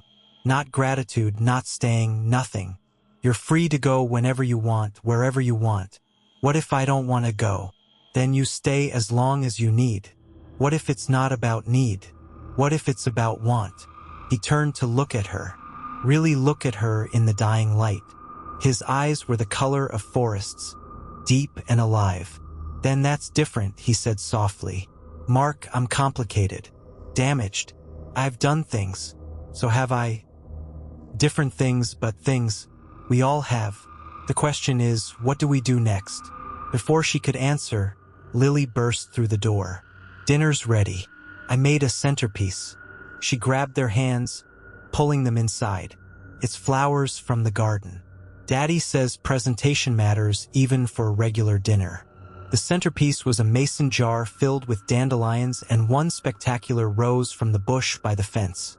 It was perfect in its imperfection, beautiful in its simplicity. They ate spaghetti that Lily insisted on twirling dramatically, getting sauce everywhere. They talked about school plays and construction projects and whether dinosaurs had feelings. Normal things, small things, the things life was actually made of. "Miss Natalie," Lily said as Mark cleared the dishes. "Are you going to live with us now?" "I don't know, sweetheart. Would that be okay with you?" "More than okay. Daddy needs someone besides me to take care of him. It's a lot of work for just one kid." Mark laughed from the kitchen. "I take care of myself just fine. You forgot to eat lunch 3 times last week," Lily pointed out. "And you wore different socks yesterday." Fashion choice. Mistake, Lily corrected. She looked at Natalie seriously. He needs us. I think Natalie said carefully. We all need each other. Exactly. See, Daddy, she gets it. Later, after Lily was in bed and the dishes were done, Natalie and Mark sat on the front porch, watching the neighborhood settle into evening. Kids were called inside. Porch lights came on. The ordinary ballet of suburban life. I got a job offer today, Natalie said suddenly. Mark tensed already. Not that kind of job. Tom's wife at lunch. She mentioned they need someone at the women's shelter. Administrative work, grant writing, fundraising. Nothing like what I'm used to, but maybe exactly what you need. Maybe the pay would be irrelevant. I found out today my father left me enough to live on. More than enough. So you'd be doing it because you want to? Novel concept, right? They sat in comfortable silence, watching fireflies begin their evening dance. Somewhere Richard was probably plotting his revenge. The board was likely in chaos. The financial news would be brutal tomorrow. But here now, none of that mattered. I should tell you something, Mark said quietly, about my time in Afghanistan. You don't have to. I want to. You trusted me with your story. He took a breath. I was special forces. Led a unit that did things I can't talk about. Things that still wake me up sometimes. Lost men, good men. Came home with medals I keep in a box in the attic because looking at them makes me remember faces of kids who didn't make it home. Mark, I'm telling you because you said you've done things. So have I. Different things, but things that changed me, marked me. Sarah knew. She saw it all and loved me anyway. Helped me find my way back to being someone I could look at in the mirror. She sounds amazing. But she was also human. Flawed. She had a temper that could strip paint and a shopping addiction that nearly bankrupted us twice. She wasn't perfect. Neither am I. Neither are you. That's the point. Natalie turned to look at him. What is the point? That we're all just doing our best with what we've got. You were trying to honor your father, run a company, be what everyone expected. Now you're trying something different. Both are valid. Both are you. I don't know who I am anymore. Good. Means you get to choose. That's terrifying. Yeah. He smiled slightly, but it's also freedom. A car drove by slowly, and Natalie recognized one of Richard's lawyers in the passenger seat. They were watching the house. They know where I am, she said. Let them. This is my property. They can watch all they want. They'll make your life difficult. My life's already difficult. This just makes it interesting. You're not scared. I've been shot at by Taliban fighters. Corporate lawyers don't really compare. Despite everything, Natalie laughed. When you put it that way. Besides, Mark said, standing and offering her his hand. I've got backup. Backup, Lily. She'll talk them to death about unicorns and whether fish have feelings. They won't stand a chance. As they went inside, Natalie caught sight of herself in the hall mirror. Bruised face, borrowed clothes, no makeup, hair a mess. She looked nothing like the CEO who'd commanded boardrooms and controlled billions. She looked like herself. You're staring, Mark observed. I haven't seen myself in years, she said. Just the image, the projection, the role. And now I see someone who might actually survive this. You'll do more than survive, Mark said with quiet certainty. You'll thrive. Just not in the way you expected. That night, lying in the narrow bed in the spare room, Natalie listened to the sounds of the house. Mark checking locks, the furnace humming, Lily talking to Mr. Elephant about tomorrow's adventures.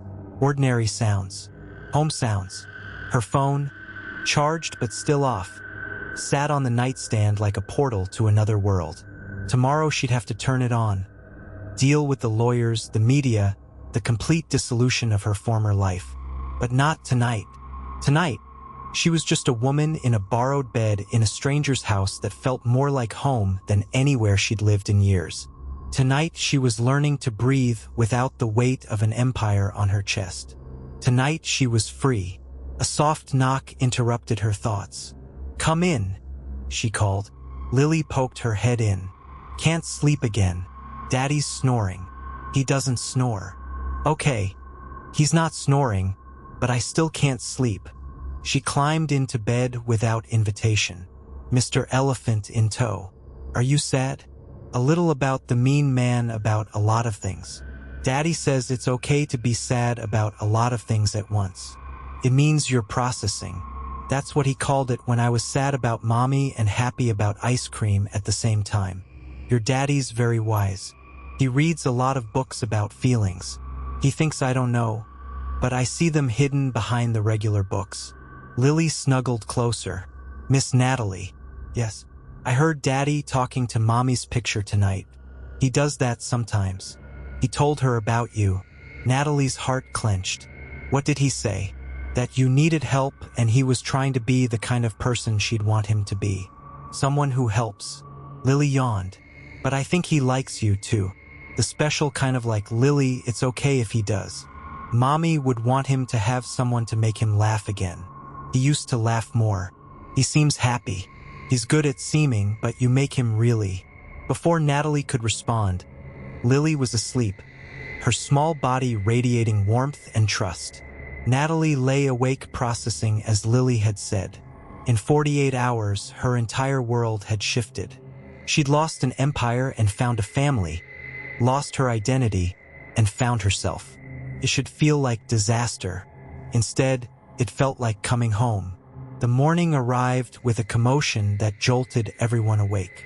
Car doors slamming, voices raised in authority, the unmistakable sound of expensive shoes on the wooden porch. Natalie sat up, her heart racing, Lily still curled beside her like a small, trusting cat. Police, open up. Mark's footsteps thundered down the stairs. Through the window, Natalie could see 2 police cars in Richard's town car.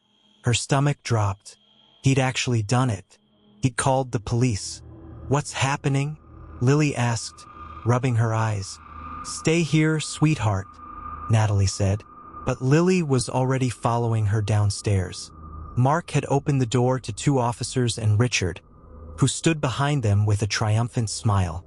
Officers, Mark said calmly, what can I help you with?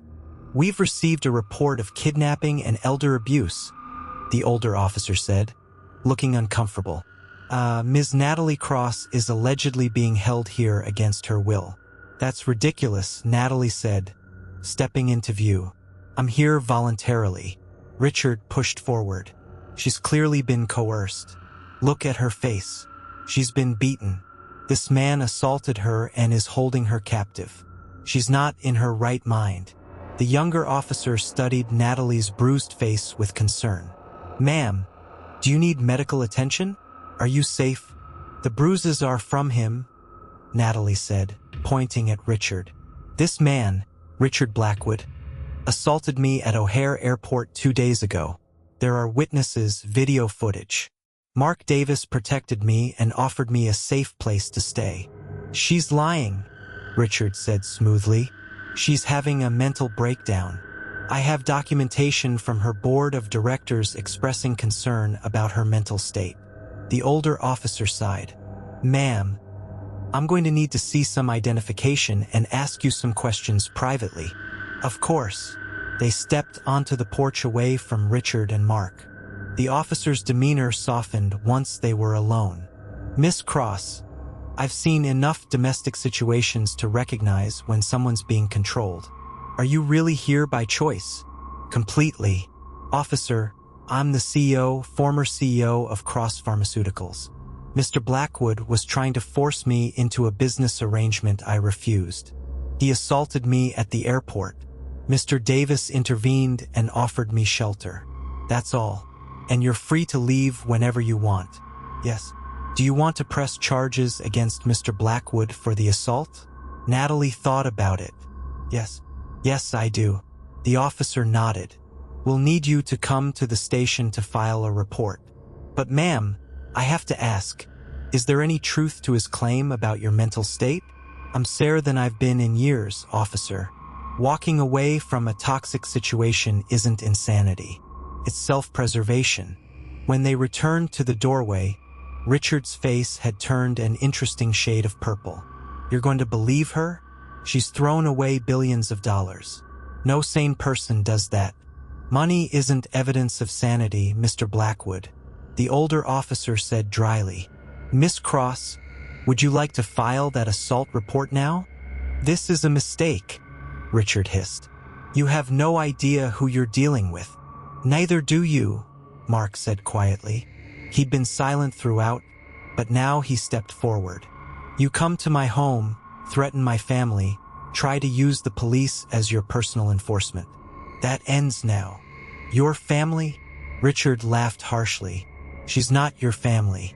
She's a billionaire slumming it for attention. That's when Lily stepped out from behind Mark, still in her dinosaur pajamas. Mr. Elephant dragging on the ground. She is to our family, Lily announced with 6-year-old certainty. Family isn't about blood or money or any of that stuff. It's about who shows up. Miss Natalie showed up. The younger officer tried to hide a smile.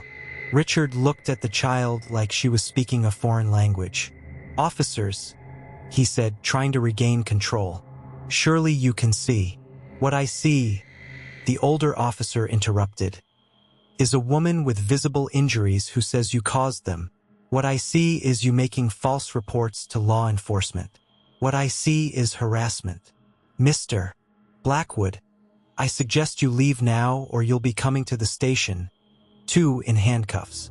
Richard's jaw worked furiously. This isn't over. Yes, Natalie said firmly. It is. After Richard left and Natalie had given her statement to the police, promising to come to the station later to file formal charges, the house felt oddly quiet. Lily had gone back to bed, declaring the whole thing boring grown-up stuff. Mark made coffee while Natalie sat at the kitchen table, her hands shaking slightly. You okay? He asked, setting a mug in front of her. I just declared war on one of the most powerful men in corporate America. No, you declared independence. There's a difference. Her phone, which she'd finally turned on, showed 127 missed calls, 89 text messages, and 42 emails marked urgent. She scrolled through them without reading, then did something she'd never done before. She deleted them all without looking. That felt good, she admitted. Deleting without reading is severely underrated, Mark agreed. I do it with bills sometimes. They always send another one anyway. Despite everything, she laughed. Your approach to financial management is questionable, says the woman who just walked away from billions. Fair point. The morning sun streamed through the kitchen window, illuminating the ordinary beauty of the space. The coffee-stained recipe cards held by magnets, the plant on the windowsill that needed water, the crayon marks on the table that hadn't quite been scrubbed away. I should find somewhere else to stay, Natalie said suddenly. Richard knows where you live now. He'll make your life hell. Let him try. Mark, you don't understand. He has lawyers, connections, influence, and I have friends, neighbors, a community. You'd be surprised how little corporate influence matters when Mrs. Chun from next door is on your side. She makes cookies for the entire police precinct. As if summoned, there was a knock at the door. Mark opened it to find Mrs. Chun herself, a tiny Korean woman in her 70s holding a covered dish. I heard commotion, she said in accented English, pushing past Mark without invitation. Police before breakfast is never good. She spotted Natalie and her eyes narrowed at the bruises. Who did this? It's handled, Mrs. Chun, Mark said. Is it? She set down her dish, kimchi fried rice, from the smell, and took Natalie's face in her weathered hands, examining the bruises with the practiced eye of someone who'd seen too much violence in her lifetime. This is not handled. This is survived. Different thing. Mrs. Chun fled North Korea in the 60s, Mark explained. She doesn't have much patience for bullies. Bullies are same everywhere, Mrs. Chun said. Big voice, small soul. You stay here. Marcus is good boy. His was my friend. She would want him to help you. I don't want to bring trouble. Mrs. Chun waved dismissively. Trouble comes anyway. Better to face with friends than alone. She patted Natalie's cheek gently. You eat too skinny. Stress makes the body eat itself. After she left, Mark heated up the fried rice. Fair warning, the entire neighborhood will know about this by noon. Mrs. Chun is better than social media for spreading news. Is that good or bad? Depends. Can you handle every grandmother in a 5 block radius trying to feed you? The day passed in a strange mixture of normally and surrealism. Natalie went with Mark to pick up Lily from school, helped with homework about butterflies, made spaghetti for dinner, but her phone rang constantly with calls from reporters who'd somehow gotten her personal number. The assault charges had leaked, and the media was having a field day with the story of the billionaire CEO who disappeared. Daddy, there's people with cameras outside, Lily announced, peering through the living room curtains. Mark looked out and cursed under his breath. 3 news vans had parked across the street and reporters were setting up on the sidewalk. Hey, Lily, want to have a camp out in the basement tonight? He asked with forced cheer. We can make a fort. Why? Because forts are fun. But why tonight specifically? Mark looked at Natalie helplessly. She knelt down to Lily's level. Because there are people outside who want to talk about grown-up things, and we need privacy. It's like when you want to keep a secret. Sometimes you need a special place. Lily considered this. Will there be popcorn in the fort? Absolutely. Then okay. They spent the evening in the basement, which Mark had partially finished as a playroom. Lily directed the fort construction with the seriousness of an architect, using every blanket and pillow in the house. They ate popcorn and told stories, and pretended the world above didn't exist. But after Lily fell asleep, curled between them like she'd always belonged there, reality crept back in. This is insane, Natalie whispered. Your life was normal before I showed up. Normal is overrated, Mark whispered back. Besides, my life hasn't been normal since Sarah died. It's been managed, controlled, safe. Maybe too safe. What do you mean? He was quiet for so long. She thought he wouldn't answer. Then after Sarah died, I shut down everything except what Lily needed. No risks, no changes, no chances for anything to hurt us again. But that's not living. That's just existing. And now my house is surrounded by reporters. There's a billionaire in my blanket fort. And my daughter is happier than she's been in months because she has someone new to take care of. He turned to look at her in the dim light. Sometimes chaos is what we need to remember we're alive. This is more than chaos. This is her phone buzzed with a text from Nathan. Turn on channel 7 now. Mark found a small TV in the corner, keeping the volume low. Richard's face filled the screen, standing outside Cross Pharmaceuticals headquarters, looking every inch the concerned executive. Deeply worried about Miss Cross's mental state, he was saying she suffered a complete breakdown, abandoned her responsibilities, and is currently being manipulated by unknown parties. The board has no choice but to remove her as CEO for the good of the company and our shareholders.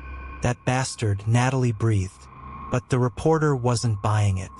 Mr. Blackwood, what do you say to allegations that you physically assaulted Miss Cross at O'Hare Airport?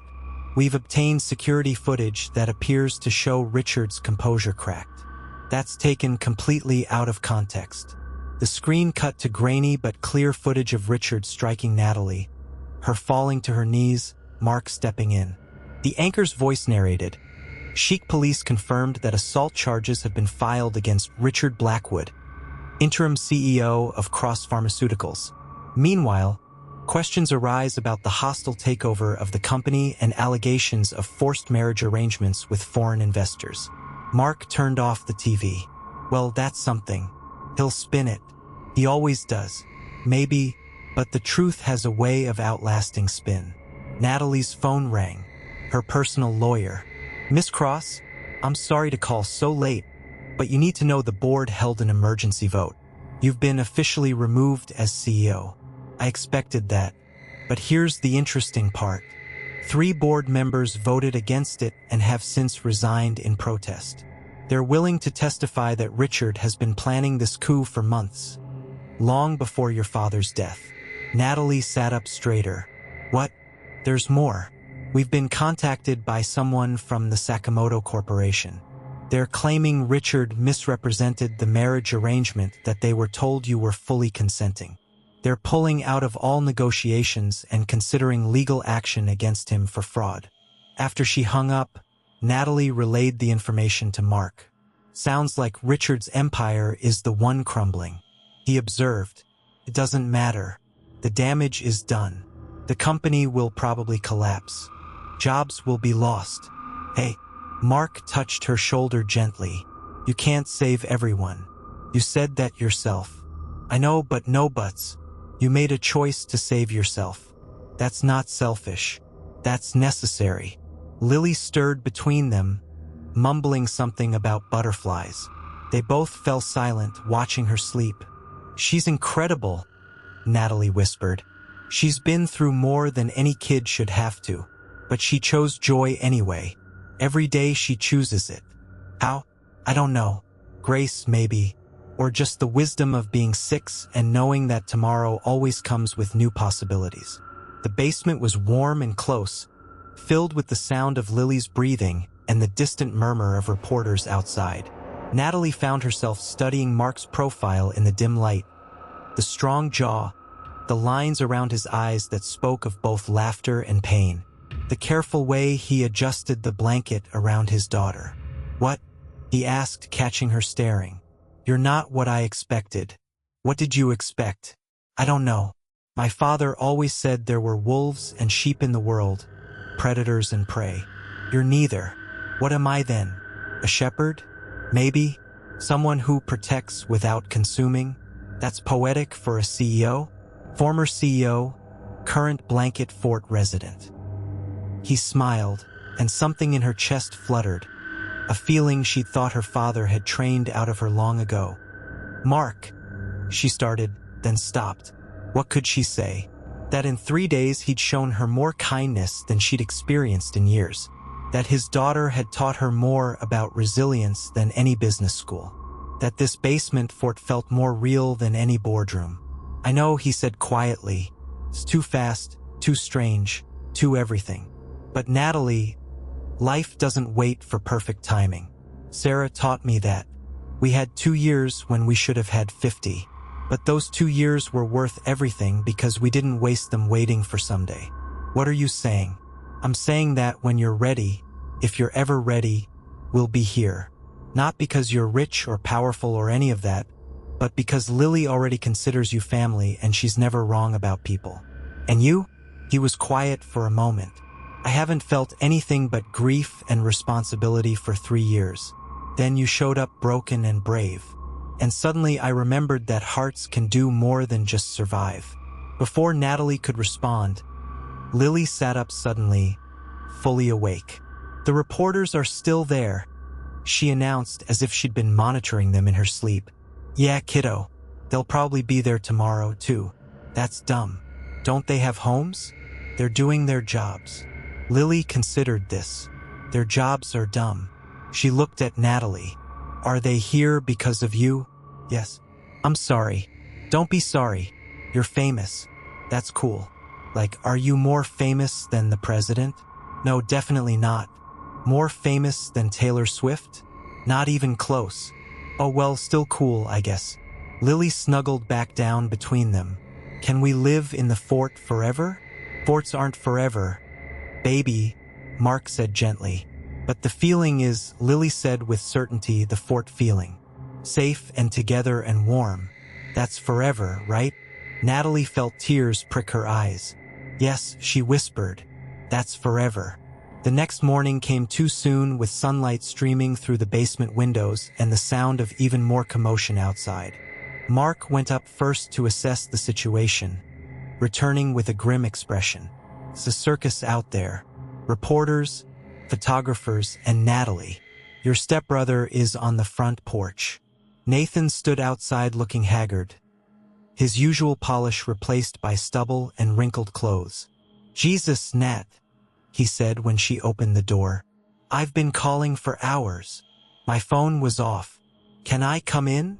The vultures are circling. Once inside, Nathan collapsed on the couch. It's chaos. Richard's been arrested for assault. The board is in full panic. 3 major investors have pulled out. The stock price has dropped 40%. Nathan, but here's the thing. Some of the employees are organizing. They're protesting Richard's takeover, demanding new leadership. They want you back. I'm not going back. I know, but Nat, you could recommend someone. Help transition. Save some of what Dad built. She thought about the researchers who dedicated their lives to finding cures. The employees who'd worked honestly despite the corruption at the top. There's Dr. Martinez, she said finally. She runs our research division.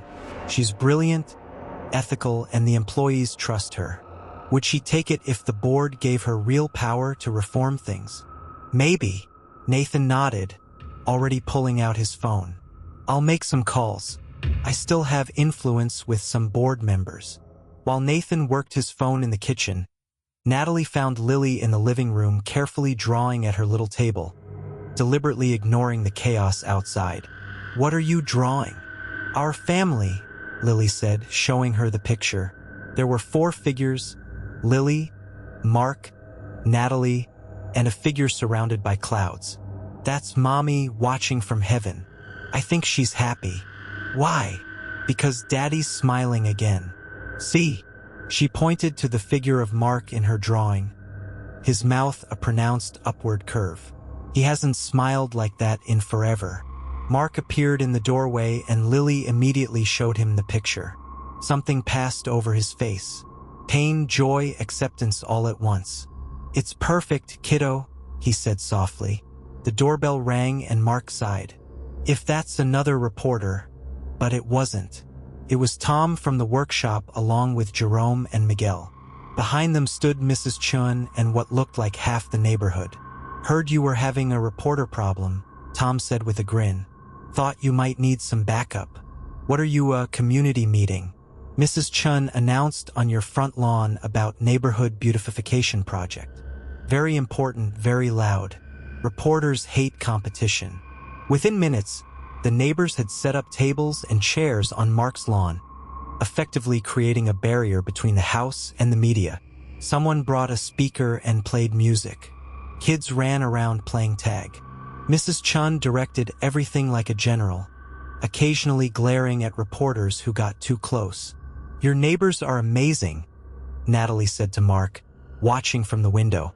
They're protective. This is a real neighborhood where people know each other. We've all been through stuff. We help. Nathan joined them at the window. This is surreal. A bunch of regular people just pushed back the media. Regular people can do extraordinary things when they work together, Mark said. Your corporate world could learn from that. Nathan looked at him with new interest. You're not what I expected. Seems to be the consensus. You were military. Yeah. Special forces from what Nat told me. Mark just nodded. And now you build houses. I rebuild lives, Mark corrected. The houses are just the structure. Nathan studied him for a long moment. You love my sister. It wasn't a question, but Mark answered anyway. I've known her for 3 days. That's not an answer. Yeah, Mark said quietly, glancing at Natalie. I think I do. Or will or already started to. It's complicated. Love always is. Nathan turned to Natalie. Dr. Martinez is interested but wants to talk to you first. She's flying in tomorrow. I'll meet with her. And that Richard's lawyer called me. He wants to make a deal. Drop the charges and he'll sign over Mom's foundation to you free and clear.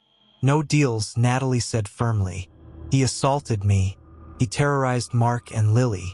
He faces consequences. That's my sister, Nathan said with something like pride. The day wore on with the strange carnival atmosphere continuing outside. Around dinner time, Tom fired up Mark's grill and started making burgers for everyone. The reporters, realizing they weren't getting through the human wall, began to pack up one by one. As evening fell, Natalie found herself in the backyard with Mark, watching Lily play with the other neighborhood kids. It was startlingly normal, startlingly perfect. I haven't felt this peaceful since I was a child, she admitted. Peace isn't a place, Mark said. It's a choice. You choose it every day, sometimes every minute. Is that what you did after Sarah? Eventually. First I chose survival, then function, then slowly peace. And now. He looked at her, his green eyes warm in the fading light. Now I'm choosing more. Mark, I know it's fast. I know it's crazy. But Natalie, I've learned that life is short and unpredictable. And the only real mistake is not trying. I don't know how to do this, she admitted. I know how to negotiate billion-dollar deals, how to destroy competitors, how to build empires. But this family love, I'm completely lost. Good. Being lost means you get to find yourself. Lily ran over, grass stains on her dinosaur t-shirt, face flushed with joy. Miss Natalie, Mrs. Rodriguez says you're staying forever. Is that true? Natalie looked at Mark, then at Lily, then at this backyard in this ordinary neighborhood where she'd found something extraordinary. I'm staying for now, she said carefully. Is that okay? More than okay, Lily hugged her fiercely. Now is all we get anyway.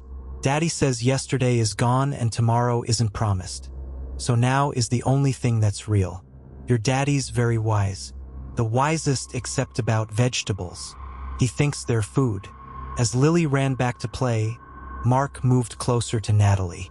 Not quite touching, but near enough that she could feel his warmth. For now is enough, he said softly. We can figure out the rest as we go. What if Richard comes back? What if the media doesn't give up? What if everything works out? Mark countered. What if you build something better than what you lost? What if this is exactly where you're supposed to be? You really believe that? I believe that Sarah got sick for a reason I'll never understand, but that it led me to become who I am. I believe Lily lost her mother, but gained a strength most people never find. And I believe you didn't accidentally end up at that gate in O'Hare. Sometimes the universe conspires to put people where they need to be. That's very philosophical for a construction worker. I read a lot during Lily's piano lessons, philosophy, poetry, whatever's in the waiting room. Nathan appeared in the back door. Nat, Dr. Martinez wants to video call. She has questions about the company's structure. Go. Mark said, save what can be saved. Build what needs building. As Natalie walked inside, she heard Lily call out, Daddy, push me on the swing. She turned to watch Mark walk to his daughter, his strong hands gentle as he helped her onto the swing. This was wealth, she thought. This was power. This was everything her father had never understood. The call with Dr. Martinez went better than expected. The woman was brilliant, passionate about the actual mission of developing life-saving drugs, and had ideas for restructuring that would prioritize research over profit. But I need to know, Dr. Martinez said through the screen, why are you really walking away? The Natalie Cross I knew would never give up power. The Natalie Cross you knew was dying. Natalie replied honestly. Slowly, maybe, but dying all the same. I chose to live instead. And you're really okay with me taking over? No interference, no back-channel manipulation? I'm really okay. In fact, I'm better than okay. I'm free. After the call, Natalie found Nathan still in the kitchen working through emails on his laptop. She'll be good, he said without looking up. Better than either of us would have been. Dad would hate this. Dad would hate a lot of things about where we've ended up. Nathan closed his laptop and looked at her, but Mom wouldn't. You know what I remembered yesterday? Her reading to us in that window seat in the Vermont house before she got sick. She'd do voices for all the characters. I remember, that house has been sitting empty for 20 years. Nat, maybe it's time someone lived in it again. Maybe. Nathan stood to leave, then paused. The construction guy, Mark. He's good for you. We barely know each other. So, you knew Richard for years, and look how that turned out. Sometimes strangers see us more clearly than anyone. After Nathan left, the house grew quiet. The neighbors had dispersed, the reporters were gone, and something like normal had returned. Natalie helped Mark clean up from the impromptu block party while Lily got ready for bed. "Your neighbors are incredible," she said, drying dishes while he washed. "They're just people who remember what matters, which is showing up, being present, choosing community over isolation." He handed her another plate. "You did that today. Helped save your company without needing to run it. That takes strength or weakness. Maybe I'm just running away." Mark stopped washing and turned to her, suds still on his hands. "Running away would have been disappearing without a trace. What you're doing is walking towards something new. There's a huge difference." Before she could respond, Lily appeared in her pajamas. Story time. They followed her upstairs, where she insisted Natalie sit on one side of her bed and Mark on the other. She handed Natalie a worn book, The Velveteen Rabbit. "This was Mommy's favorite," Lily explained. She said it was about becoming real. Natalie read while Lily snuggled against her, and Mark watched them both with an expression that made her voice catch. The story of toys becoming real through being loved felt too appropriate, too close to her own transformation.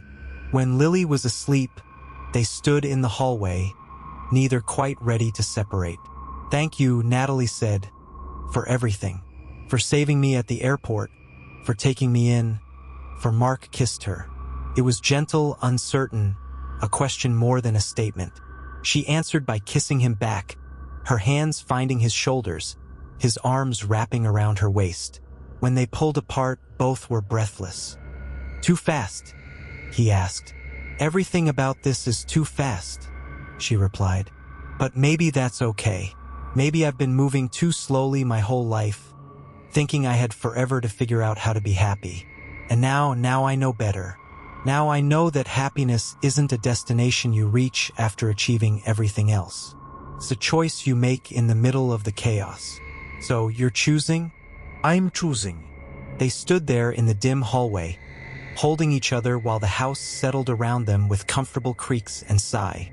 Somewhere in the walls, pipes hummed. Outside, a dog barked, the ordinary symphony of a life being lived.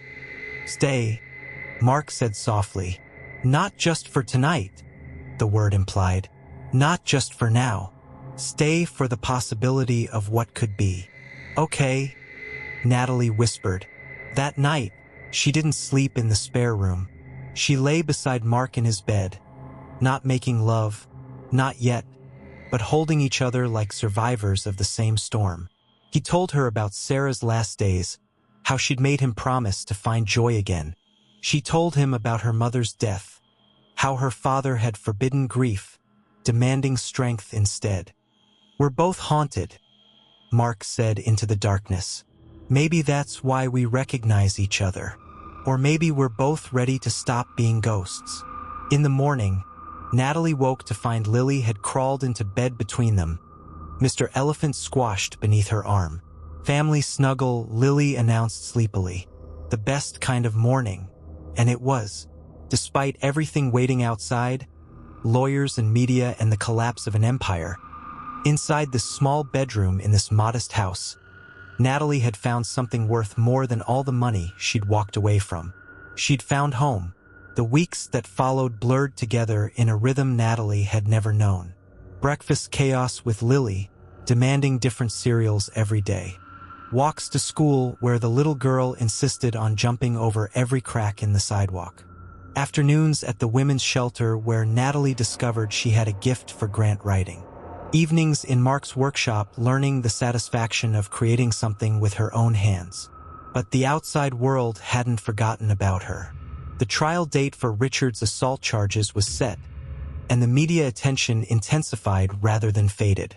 Every morning brought new photographers, new headlines, new attempts to paint her as either a martyr or a mad woman.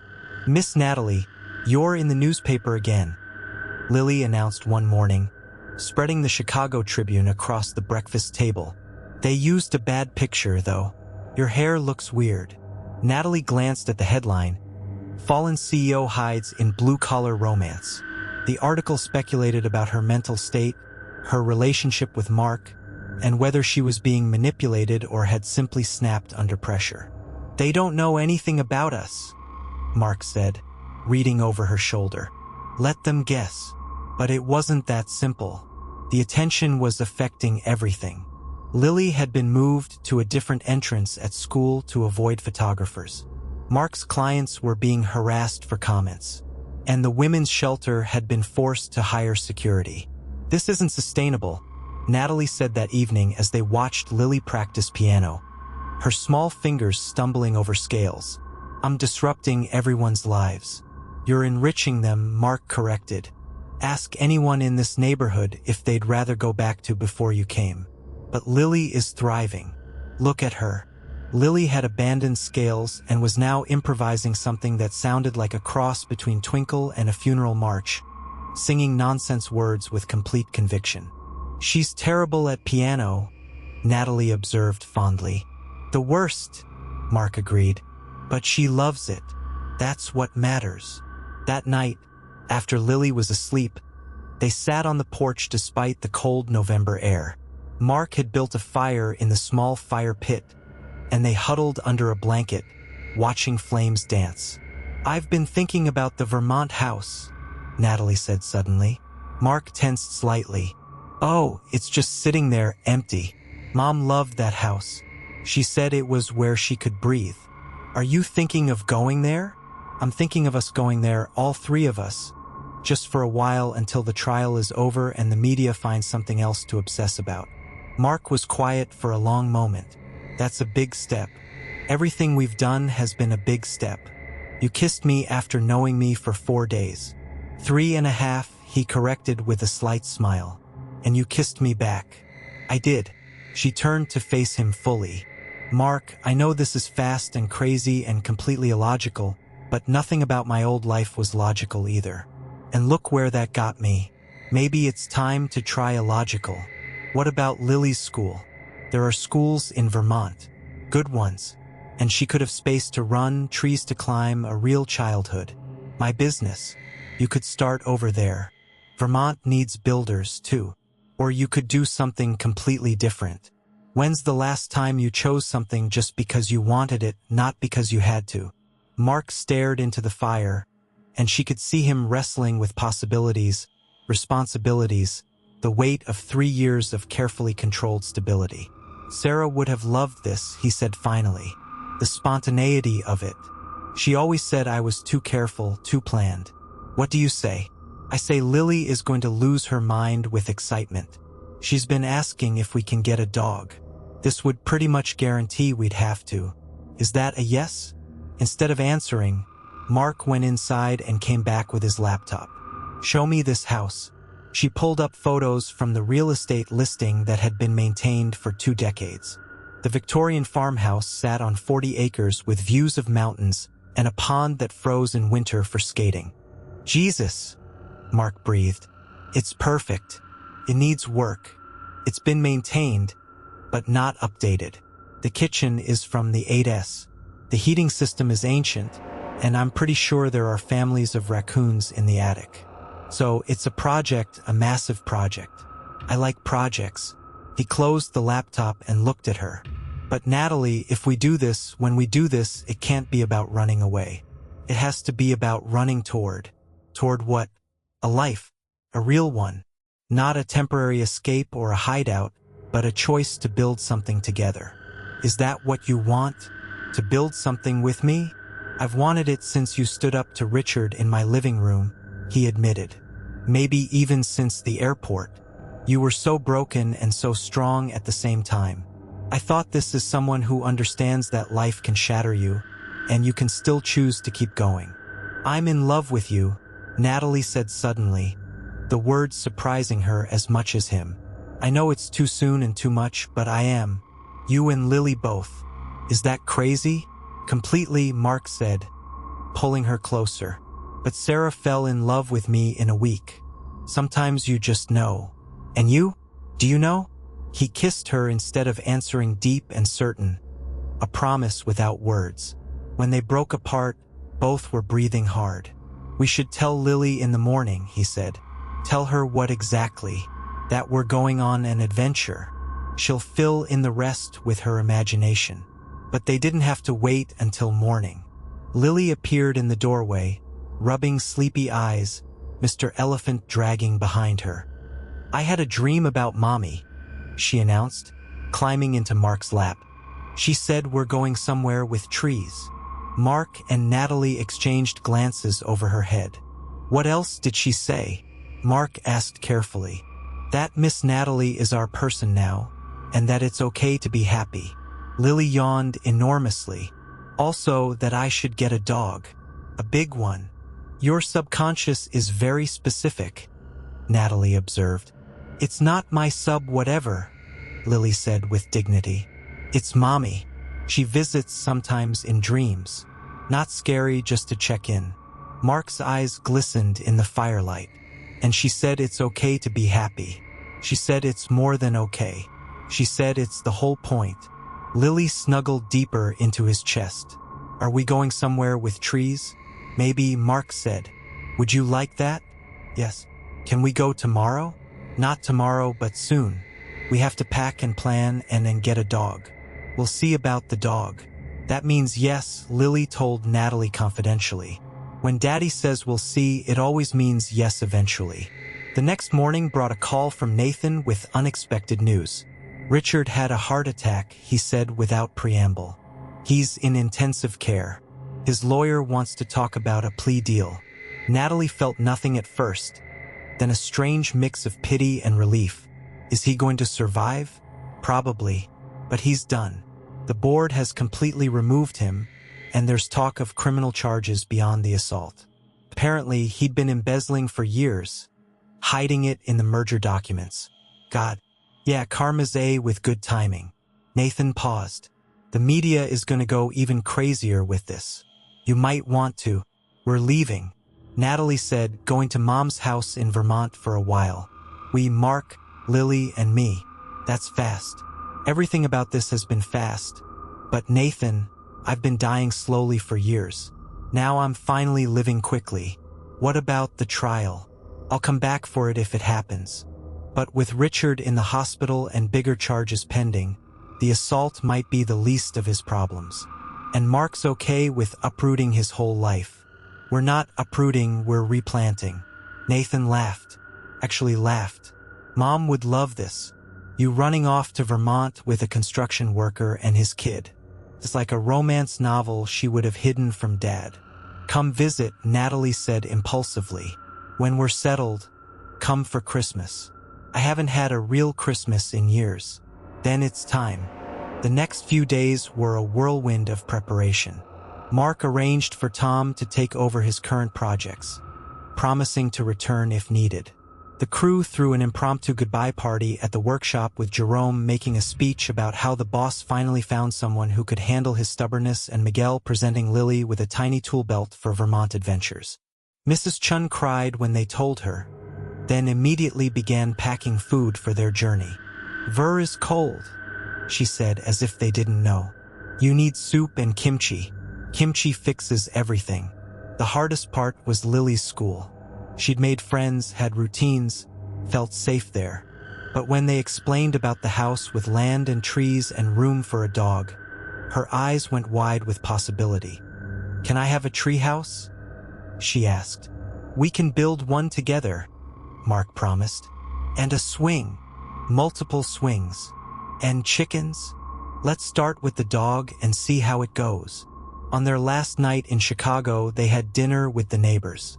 Mrs. Chun had organized it, of course, commandeering Mark's backyard for what she called proper goodbye. The November cold was held at bay by portable heaters and warm food. Everyone brought something: casseroles, pies, homemade bread. Stories of how Mark had helped them over the years. "He fixed my roof when my husband died," Mrs. Rodriguez said. "Wouldn't take payment," said. "Neighbors help neighbors. Built a ramp for my wheelchair," Mr. Kim added. "Made it look like art, not just necessity." Natalie listened to story after story of quiet kindness, of a man who channeled his grief into service, and felt her love for Mark deepen into something beyond romance. This was a good man, genuinely good, the kind her father had said didn't exist in the real world. "You take care of him," Mrs. Chun whispered to her as the evening wound down. "He's been alone too long. Not just without wife. Alone inside. You brought him back. He saved me first." "No," the old woman said firmly. "You saved each other. That's how the best love works." That night in the empty house with boxes stacked everywhere, they made love for the first time. It was tender and urgent, careful and passionate. Two people who'd been broken by life choosing to become whole together after they lay entwined listening to Lily snoring softly down the hall. "No regrets?" Mark asked. "None. You only meet sooner.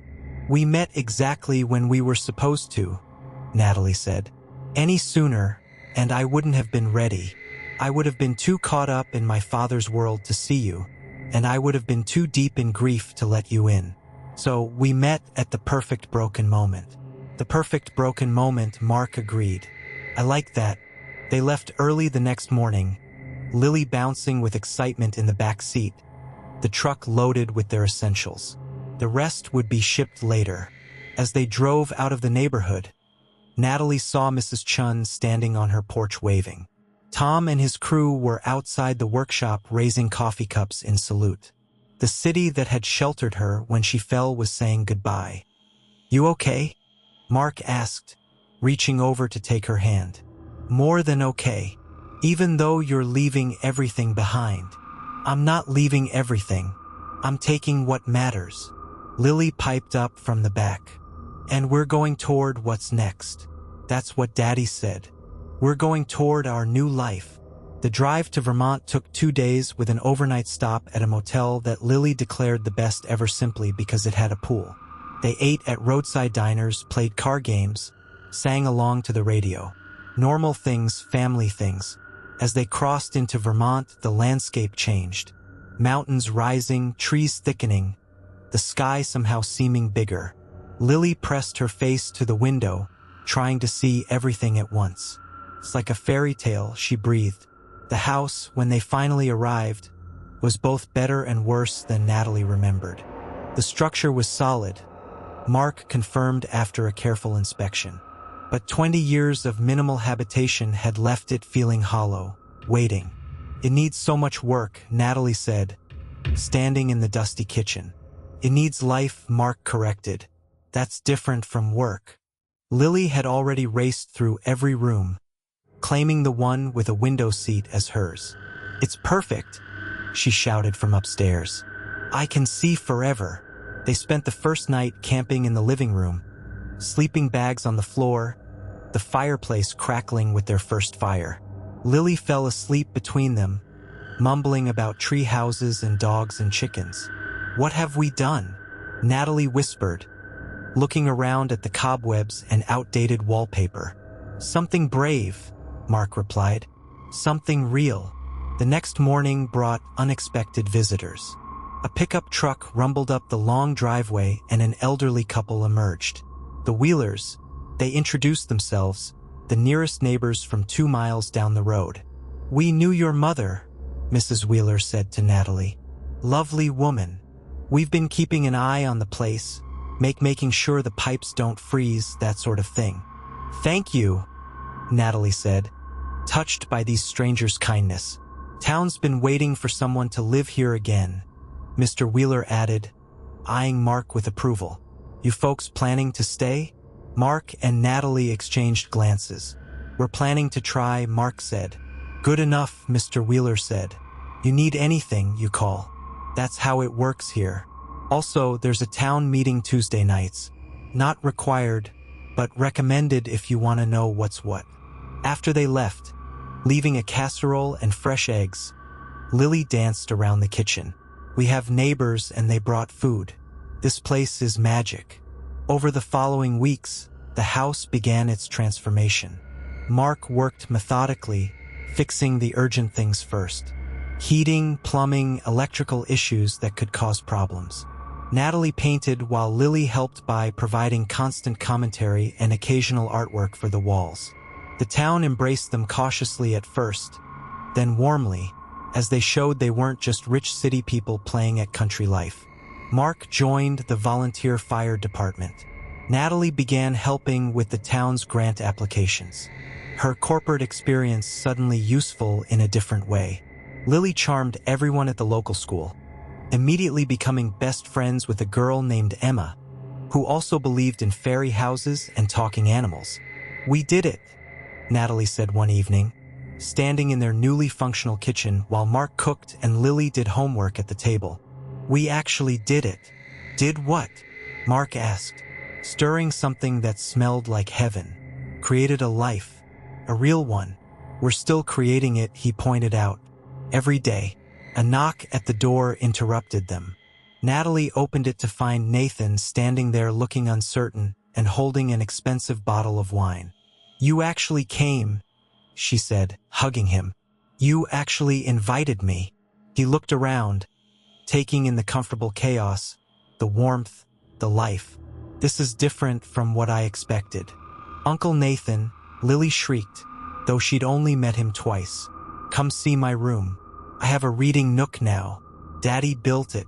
As Nathan was dragged upstairs, Mark moved beside Natalie. "Uncle Nathan," she decided, apparently we're all family now. All of us. Every messy, complicated, beautiful bit of us. That night, with Nathan sleeping in the guest room and Lily finally convinced to go to bed despite the excitement, Natalie stood at the window watching snow begin to fall. Their first Vermont snow. Mark wrapped his arms around her from behind. "Regrets now? None ever. Even though you're living in a work-in-progress house in the middle of nowhere with a construction worker and his daughter." She turned in his arms. "I'm living in a home we're building together with the man I love, and the daughter I already think of as mine. That's not nowhere. That's everything." "Marry me," Mark said suddenly. "What?" "I know it's too soon. I know we should wait, but Natalie, I've learned that life doesn't wait. Sarah taught me that. You taught me that again. So marry me. Not today, not tomorrow, but soon. When you're ready, if you ever are." "I'm ready now," she said, surprising herself. "I've been ready since you stood up to Richard in your living room. Since Lily offered me unicorn band-aids. Since you chose to help a stranger when everyone else just watched." "Is that a yes?" "That's an absolutely yes." They were married 3 weeks later on the winter solstice in their own backyard with the mountains as witness. Nathan walked Natalie down the makeshift aisle while Lily threw flower petals with wild abandon. Mrs. Chun had driven all the way from Chicago, declaring that she wouldn't miss it for anything. Tom, Jerome, and Miguel came too, turning it into a reunion of sorts. Dr. Martinez attended, reporting that the company was stabilizing under her leadership, focusing on actual pharmaceutical development rather than profit margins. "You did the right thing walking away," she told Natalie. "It freed all of us to do better." The ceremony was simple, the reception casual. Food prepared by neighbors, music from someone's iPhone speaker, dancing in the barn they'd spent a week cleaning out for the occasion. Lily performed a piano piece that bore no resemblance to any known melody, but was played with such joy that everyone applauded thunderously. "I want to make a toast," Nathan said, raising his glass. "To my sister who had the courage to fall apart so she could rebuild. To Mark who caught her when she fell. To Lily who reminds us all that joy is a choice. And to Sarah who I never met but who clearly raised these two to be ready for each other." There wasn't a dry eye in the barn. Later, as the party continued, Natalie found herself outside in the snow with Lily, who was trying to catch snowflakes on her tongue. "Are you my mom now?" Lily asked suddenly.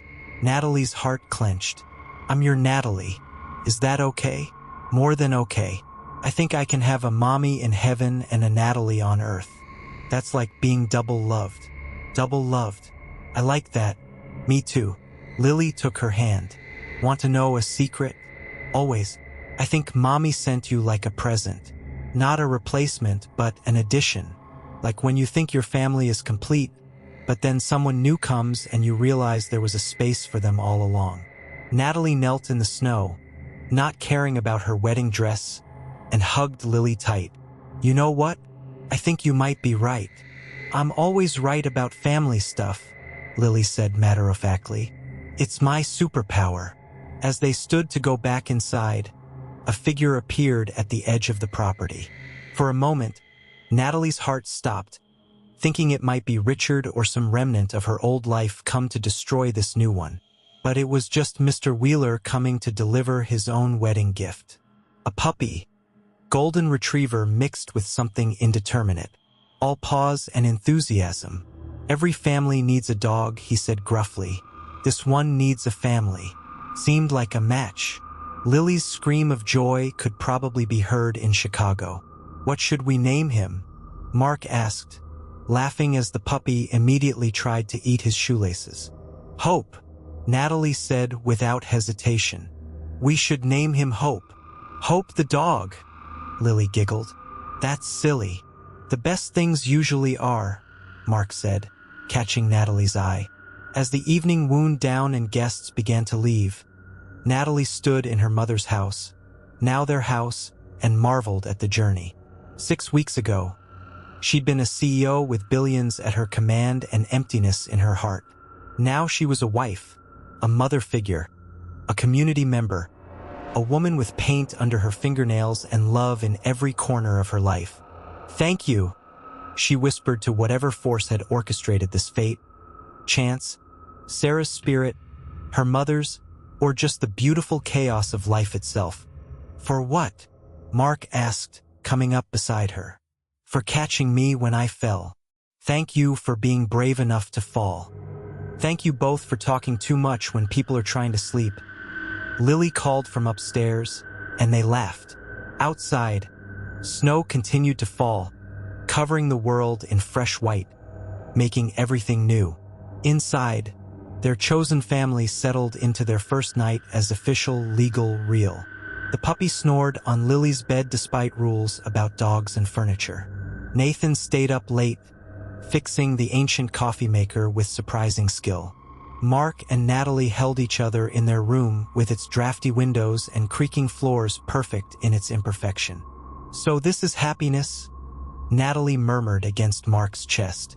"This is happiness," he confirmed. "Messy and complicated and absolutely real. I love our life. I love our life too." Somewhere in the walls, probably the attic, something skewered. Those raccoons they'd have to deal with eventually. The furnace made a concerning noise. They'd need to investigate. The kitchen faucet dripped with rhythmic persistence, but wrapped in Mark's arms, listening to Lily singing to the puppy, knowing Nathan was downstairs, probably judging their coffee maker choices. Natalie felt wealthier than she'd ever been as CEO. This wasn't the life her father had planned for her. It wasn't the life she'd planned for herself. It was better. It was chosen. It was theirs. And in the morning when Lily burst in with the puppy and announced that Hope had eaten one of Mark's work boots, and was anyone going to do anything about it? When Nathan emerged looking for decent coffee and declaring Vermont aggressively rustic. When Mark started making pancakes while discussing plans to renovate the barn into a workshop. When Mrs. Chun called to check in and ended up video chatting with Lily for 20 minutes about the puppy. Natalie knew with absolute certainty that she was exactly where she belonged. Not because it was perfect, but because it was real. Not because it was easy, but because it was worth it. Not because it made sense, but because love rarely did. "Hey," Mark said, catching her staring at him with what was probably a dopey smile. "You okay?" "More than okay," she said, stealing a bite of pancake batter despite his protests. "I'm home." "Yes," he said, kissing her while Lily made exaggerated gagging noises. And Nathan muttered about newlyweds and Hope barked at absolutely nothing. "You're home."